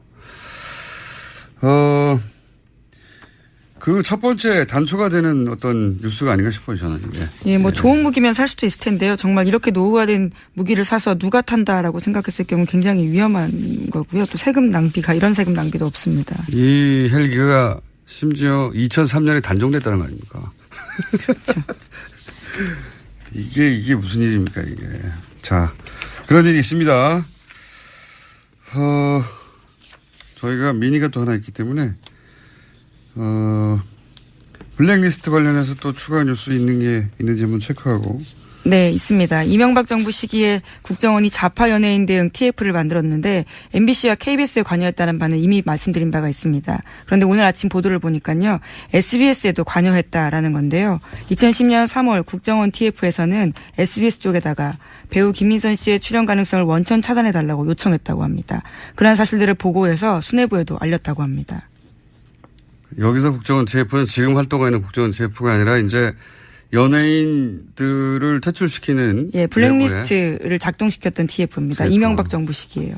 거기서 이제 김선 씨를 원천 차단해달라고. 출연 가능성을 원천 차단해달라고 요청했고요. 모두 무섭네요. 원천 차단. 그래서 드라마 국장과 총괄기획 CP가 캐스팅 배제를 약속했다라는 내용도 보고서에 담겨 있다고 합니다. SBS를 그냥 뒀을 리가 없죠. 예. 그러니까 모든 방송국, 뭐 케이블 텔레비전도 마찬가지였다고. 네, 엠넷에는 김재동 쇼 방영 연기를 요청했고 결과적으로 김재동 씨가 자진 하차했다고 합니다. 알겠습니다. 이분들이 그래도 소송을 당한 건 아니잖아요. 그 소송 리스트 같은 거, 이분들은 이제 블랙리스트고 데스노트 같은 게 있을 것 같은데요. 왜 안 나오나 모르겠어요. 시간이 거의 다 됐는데 잠깐 언급하고 넘어갈 사건 중에 하나가 남경필 도지사 아들 마약건이 있죠. 네. 네, 어제 계속 실시간 검색 순위를 올라갔습니다. 네. 이 사법적 결과 수사기관과 사법부가 내릴 것이고 제가 뉴스를 보면서 그 정치적 효과 부분만 얘기하자면 최근 바른정당의 자강파들이 연속해서 타격을 입지 않습니까? 정치적 입지 계속 축소되고 있는데 사실 그 흐름은 황영철 의원까지 거슬러 올라가거든요. 그리고 왜냐하면 황영철 의원이 지금 자유한국당 혁신위의 류석춘 위원장 살생부에 올랐던 인물이에요. 네. 그리고 이제 다들 아시다시피 자강파의 대표적인 이혜원 대표도 사퇴했고 그리고 유승민 장안파인 유승민 그리고 김무성 전 대표 대립이 있죠. 왜냐하면 유승민 대표가 비대위원장이 될 줄 알았는데 막아섰고. 그래서 나오는 아이디어가 뭐냐면 남경필 체제로 가자는 거였거든요. 그런데 이제 그 아이디어가 나온 지 며칠 만에 이제 이렇게 그 아이디어도 물 건너가게 생겼죠. 이게 이제 이런 흐름이 우연인지 아닌지는 제가 증거가 없어서는 모르겠으나 적어도 자유한국당으로의 바른정당 흡수통합 혹은 내지는 개별 입당 가능성이 이전보다 상당히 높아졌다. 저는 정치 효과는 그렇다 봅니다. 자, 여기까지 하고요. 저희 이제 영장 해설 전담 판사이자 심심하면 등장하시는 분입니다. 지난 시간에 저희가 마무리 제대로 하지 못하는 게 있어서 짧게 이정열 전 부산판사님 전화 연결합니다. 안녕하십니까? 네, 안녕하십니까? 지난 시간에 저희가 잠시 연결했을 때 그 김명수 대법원장 청문회에서 등장한 질의 중에 이 질의는 어떻게 알았을까 하는 대목들이 있었거든요. 네. 제가 짧게 하나만 들려드리겠습니다. 김영현 현 법무비서관이 인천지방법원 판사 재직 시절에 사표를 냈는데 수리가 늦어지자 후보자께서 법원 행정처의 모 고위 간부에게 전화를 해서 왜 사표 수리가 늦어지느냐, 도대체 이유가 뭐냐라고 압력성 전화를 했다. 장제원 의원의 질의 과정에 나온 건데요. 이게 일반 법관 혹은 법관은 모르겠고 더욱더 입법부의 의원이 알 수 있는 내용입니까 이게? 입법부 의원뿐만 아니라 누가 알겠습니까? 어떤 통화를 했고 전화를 했고 그런 사실을 통화 당사자 아니면 알 수 없는 거겠죠, 그거는. 더 나아가서 이제 법원 행정 이게 인사 관련인데요, 그죠? 네. 예, 법무비서관의 사표 수리가 제대로 안 되고 있었다는 사실은 이게 사실인지 아닌지 모르겠지만 그런 일이 있었다 하더라도 그걸 알 수 있는 곳은 법원 행정처밖에 없는 거 아닙니까? 그렇죠. 지금 장제원 의원도 얘기를 했지만 법원 행정처의 고위 간부에게 전화를 해서라고 했지 않습니까? 그러면은 법원 행정처 고위 간부일 거 아닙니까? 누군가 적어도 법원 행정처의 정보를 자유한국당에 준 거 아닙니까? 이게 지금 그것뿐만 아니라 상당히 의심이 가는 부분이 상당히 좀 많은데요. 네. 그러니까 지난번에 말씀 주셨을 때 제가 좀 특별히 의심이 가는 사람이 있다라고 말씀드렸었잖아요. 네네. 그 의심의 근거는 뭐였나요? 그분이 맡고 있는 법원 행정처 내 업무가 있고, 그다음에 여러 가지 지금 청문회 과정에서 나온 이제 공장장님께서 지적하신 대로 당사자가 아니면 알 수 없거나, 법원 행정처가 아니면 알 수 없거나. 예를 들면 이런 거거든요. 전국 법관 대표자 회의의 내용을 알고 있다든가, 혹은 인권법, 우리 법학회 몇 명씩 있냐, 이것도 알고 있고, 법원장 회의 내용도 알고 있고. 그렇죠. 그리고 심지어 또, 말씀 죄송한데, 심지어 주광덕 의원의 얘기 중에 이런 얘기도 나와요. 9월 3일 날 김명수 대법원장 후보자가 인사청문회 준비를 하기 위해서 이제 별도의 사무실을 꾸려가지고 준비를 하고 있는데, 9월 3일 날 인사청문회 준비 사무실로 법관들이 몇 명 방문을 했다고 합니다. 근데 그 방문한 사람이 누구인지도 알고 있더라고요. 대단하네요. 네. 제가 이 사안에 대해서 다시 한번 여쭤보려고 한 이유는 뭐냐면, 김명수 대법원장 임명을 막기 위해서 법원 내 누군가가 특정 정당과 결탁했다. 이거는 사실은 입법부, 사법부의 상권 분립에도 어긋날 뿐만 아니라 그런 정보를 누군가 법원 행정처 양승태 대법원장 체제 하에서 줬다면 그건 큰 문제 아닌가요? 일단 공무상 비밀 누설이 될 수 있고 형사범죄가 될 수 있고, 그다음에 지금 이런 직무상 알게 된 비밀을 누설했기 때문에 그 과정에서 나오는 거 당연히 징계 사유가 되고요. 여기에 대해서 또 주광덕 의원이 상당히 의미심장한 얘기들을 많이 합니다. 지금 제 국회 속기록을 가지고 회의록을 가지고 말씀을 드리고 있는데요. 네. 여기에 보면은 지금 법관들로부터 얘기를 듣고 있다. 법관들로. 이런 얘기를, 예. 그리고 그 다음에 그 공장장님께서 말씀하셨던 전국 법원장 회의가 있는데요. 네. 그때 법원장 회의 때 회의록이 있냐 없냐를 가지고 그 청문회 초반에 상당히 여러 공방이 오갔었거든요. 네. 근데 결국은 이제 회의록은 없다라고 그 법원행정처 기획조정실장이 얘기를 합니다. 그래서 아마 없는 것 같아요. 그리고 다만 이제 주광덕 의원이 뭐라고 얘기를 하냐면 여기에 관해서 계속 이제 녹음 파일이 있다는 얘기를 하거든요. 녹음 파일. 예, 그러니까 이 기조실장이 뭐라고 얘기를 하냐면 회의록은 작성을 하지 않는데 근데 다만 그때 그 보고서를 만들기 위해서 심의관이 비공식적으로 녹음을 하기는 했다. 메모도 하고. 녹음한 사람이 좋네요. 자, 판사님. 저는 굉장히 그렇게는 말 못해요. 저는. 중요한 문제라고 생각하는데 아무도 거론하지 않아서 다시 한번 짚어봤고요. 오늘은 여기까지 해야 될 것 같습니다. 민이어서. 네. 다시 한번 시간을 마련하겠습니다. 저는 이 문제가 중요한 문제인 것 같아서요. 저도 그렇다고 생각합니다. 오늘 말씀 감사합니다. 예, 안녕히 계십시오. 이정열 판사였습니다. 자. 네. 안녕히 가세요. 예, 시사인 김은지였습니다. 감사합니다. 또 떨어졌어. 너 또 입사 시험 봤어? 아니, 차량용 핸드폰 거치대 말이야. 여러 개 사봤는데 실패의 연속이야. 떨어지고 시야 가리고 운전석에서도 멀고 뭐 좋은 거 없을까? 싼 것만 찾으니까 그렇지. 제대로 된 거 하나 사서 편리하게 쓰는 게 더 낫지. 그런 게 있어? 그럼 있지. 1, 2, 3 할 때 2. 힘 세다 할 때 힘. 2 힘. 2 힘? 2배로 힘이 세다는 건가? 네이버 검색창에 2 힘을 검색해보세요.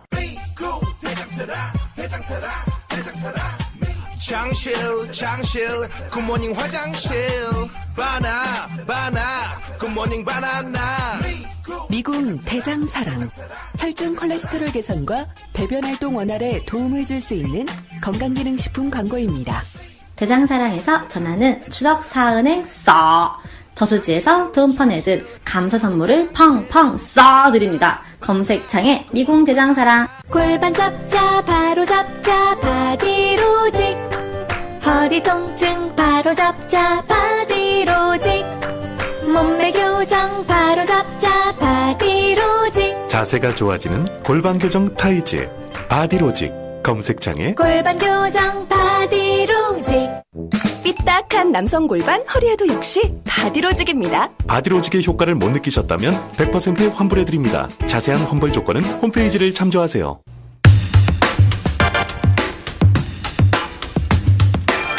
한반도 주변 정세가 아주 만만치 않습니다.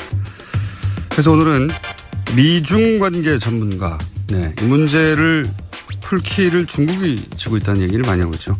미중 관계 전문가 연세대학교 국제대학원의 존 딜러리 교수를 스튜디오에 직접 모시고 이 문제 이야기 나눠보겠습니다. 안녕하세요. 안녕하세요. 이 질문부터 바로 드릴게요. 이 북핵 문제를 푸는 것은 결국 중국의 손에 달려있다. 중국의 역할이 중요하다. 이런 얘기를 우리나라에서도 하고 특히 트럼프 행정부도 합니다. 그런데 여기에 대해서 결의를 좀 달리 하시는 것 같은데 이 중국 역할에 대해서 어떻게 생각하시는지. Yeah, well, that's a good place to start. 좋은 아주 시작점인 것 같습니다. 사실 제가 지금 중국, 미국 관계 전문가인데 그런데 제가 중국이 이런 주가 문제 해결에 키가 아니다라고 하는 게 조금 아이러니하게 들릴 수도 있을 텐데요. 이것은 굉장히 널리 퍼진 오해입니다. 이거는 그 트럼프뿐만이 아니라 오바마 때도 역시 마찬가지로 이런 오해가 이제 있어 왔는데요. 굉장히 뿌리 깊은 그런 문제라고 생각을 합니다. 저는 문제 해결을 위해서는 문제의 뿌리가 뭔가, 여기서는 북한입니다. 이거를 먼저 봐야 되고요. 그다음에 두 번째로는 중국과 그런 북한의 관계가 진짜 어떤 건가를 또 역시 봐야 된다고 생각을 합니다. 북한은 중국 사람들을 신뢰하지 않습니다. 그리고 북한 사람들이 중국 사람들이 북한 북한에 대해서 그런 어떤 통제력을 갖고 있지도 않습니다. So if you look at North 북한 Korea, 같은 경우에 역사적으로 볼 때 중국에 의지하지 않아왔고 또 의지하지 않으려고 굉장히 큰 노력, 많은 노력을 경주해 왔습니다. 저희가 냉전 시대를 갖다가 보면은 김일성이 특히 이제 러시아와 중국 사이를 왔다 갔다 하면서 이렇게 중국에 의지하지 않기 위해서 중국이 북한의 어떤 통제력을 가지지 않게 하기 위해서 굉장히 노력을 해왔고 그리고 이제 냉전이 끝나고 나서는 물론 좀 더 어려워졌지만 그것이 그럼에도 불구하고 계속 이렇게 중국과 거리를 유지하기 위한 노력을 끊임없이 해왔습니다. 김정은 같은 경우도요. 사실은 그 권력을 장악하자마자 아주 처음부터 굉장히 이 부분에 있어서 조심을 해왔습니다. 사실 우리가 지금 이제 시진핑도 그렇고 그 전에 후진타오도 그렇고 김정은이 이런 중국 지도자들과 같이 찍은 사진이 단 한 장도 없습니다. 이것이 지금 전혀 나오고 있지 않은데요. 이것을 봐도 김정은이 중국과의 관계를 어떤 식으로 끌고 가려고 하는지 잘 알 수가 있습니다. why do we think China has this influence? 그럼 왜 사람들이 이제 이런 얘기를 할까요? 왜냐하면 중국이 가지고 있는 어떤 경제적인 영향력 때문입니다. 사람들이 북한의 무역의 90%가 사실은 중국하고 이루어지고 있다. 그렇기 때문에 마음만 먹으면 북한을 갖다가 좌지우지할 수 있고 북한은 중국이 시키는 대로 하게 만들 수 있다. 이렇게 얘기를 합니다. 근데 그것이 왜 작동을 하지 않을까요? 사실은 이런 고통을 견뎌내는 고통을 갖다가 참아낼 수 있다라는 면에 있어서는 세계 어느 나라보다도 북한이 잘 할 겁니다. 최근에 푸틴이 이런 말을 했는데요. 아무리 핵무기를 포기하도록 강요를 받더라도 차라리 풀을 먹지 절대 이 강요에 의한 핵무기 포기는 안 할 것이다. 이렇게 얘기를 했습니다. 한번 90년대를 우리가 기억을 할 필요가 있을 것 같은데요. 그때 당시에 아마 세계 역사상, 그러니까 현대 우리가 겪어본 중에서 가장 최악의 기아를 북한이 겪었는데 그때 정권이 바뀌었습니까? 안 바뀌었죠. 김정일 물러나야 된다 이런 움직임이 있었습니까? 그렇지 않았죠. 정부의 북한 정부의 이데올로기가 바뀌었습니까? 전혀 그런 일이 있지 않았습니다. 만약에 북한이 90년대에 그런 상황을 살아남았다면은요, 지금 중국이 무역을 갖다가 조금씩 줄여가는, 경제적으로 이렇게 쪼여가는 그 정도 갖고는 아마 전혀 어떤 고통을 느끼지 않을 겁니다. 그래서 사람들이 얘기하듯이 이렇게 그 무역이나 경제적인 제재가 작동을 하지 않는 건 북한이 가진 그 독특한, 그 북한이란 나라의 독특한 체계, 즉 이런 북한의 그 독특한 상황을 살펴볼 필요가 있습니다.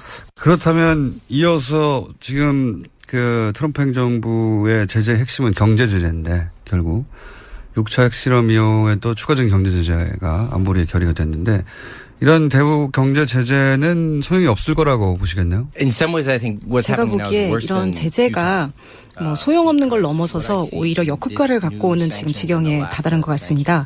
유엔 안보리 결의안 2371, 2375 이렇게 최근에 이제 발의가 됐는데요. 이것이 이제 이미 제재를 넘어서 그 무역 금지까지 지금 가고 있는데 지금 이번에 그 포함된 그런 그 경제 제재에 포함된 품목이 해산물하고 섬유입니다. 근데 지금 아마도 모든 사람들이 지금 북한에서 그 합법적으로 지금 정상적으로 그 일반 북한 주민들이 참가하고 있는 경제 활동이 이게 아마 중심일 거다. 해산물이랑 섬유 이런 거에 대해서는 아마 다 동의를 하실 겁니다. 물론 여기서 어느 정도 이제 군사적인 대로 돈이 들어가는 것도 있겠지만 섬유 공장에서 이렇게 일반 북한 주민들이 한 경제 활동들이 이것이 핵실험으로 돈이 간다? 별로 그럴 것 같지는 않습니다. 지금은 이미 제재를 넘어서서 북한 경제를 부분별로 완전히 지금 파괴하는 그런 데까지 지금 가고 있는데요. 절대 핵무기를 포기하지 않을 겁니다. 오히려 핵무기를 더 붙잡도록 그렇게 만들 뿐만이 아니라요. 더 큰 문제는 북한에 있는 그런 그 민간인들, 아무 죄 없는 민간인들의 고통이 굉장히 커질 수밖에 없다라는 겁니다. 지금 노동신문이 이미 매일매일 이런 경제 제재에 대해서 얘기를 하고 있습니다. 그러면서 이것 때문에 우리가 얼마나 지금 고통받고 있고 그리고 이러한 그 북한에 가난한 인민들이 이런 그 어민들 또 섬유 공장에서 일하는 사람들이 고통받고 있느냐 이런 얘기를 계속하고 있기 때문에 그리고 이것이 미국의 이런 적대적인 이제 제재 때문이다 이렇게 얘기를 하고 있죠. 그렇기 때문에 그리고 또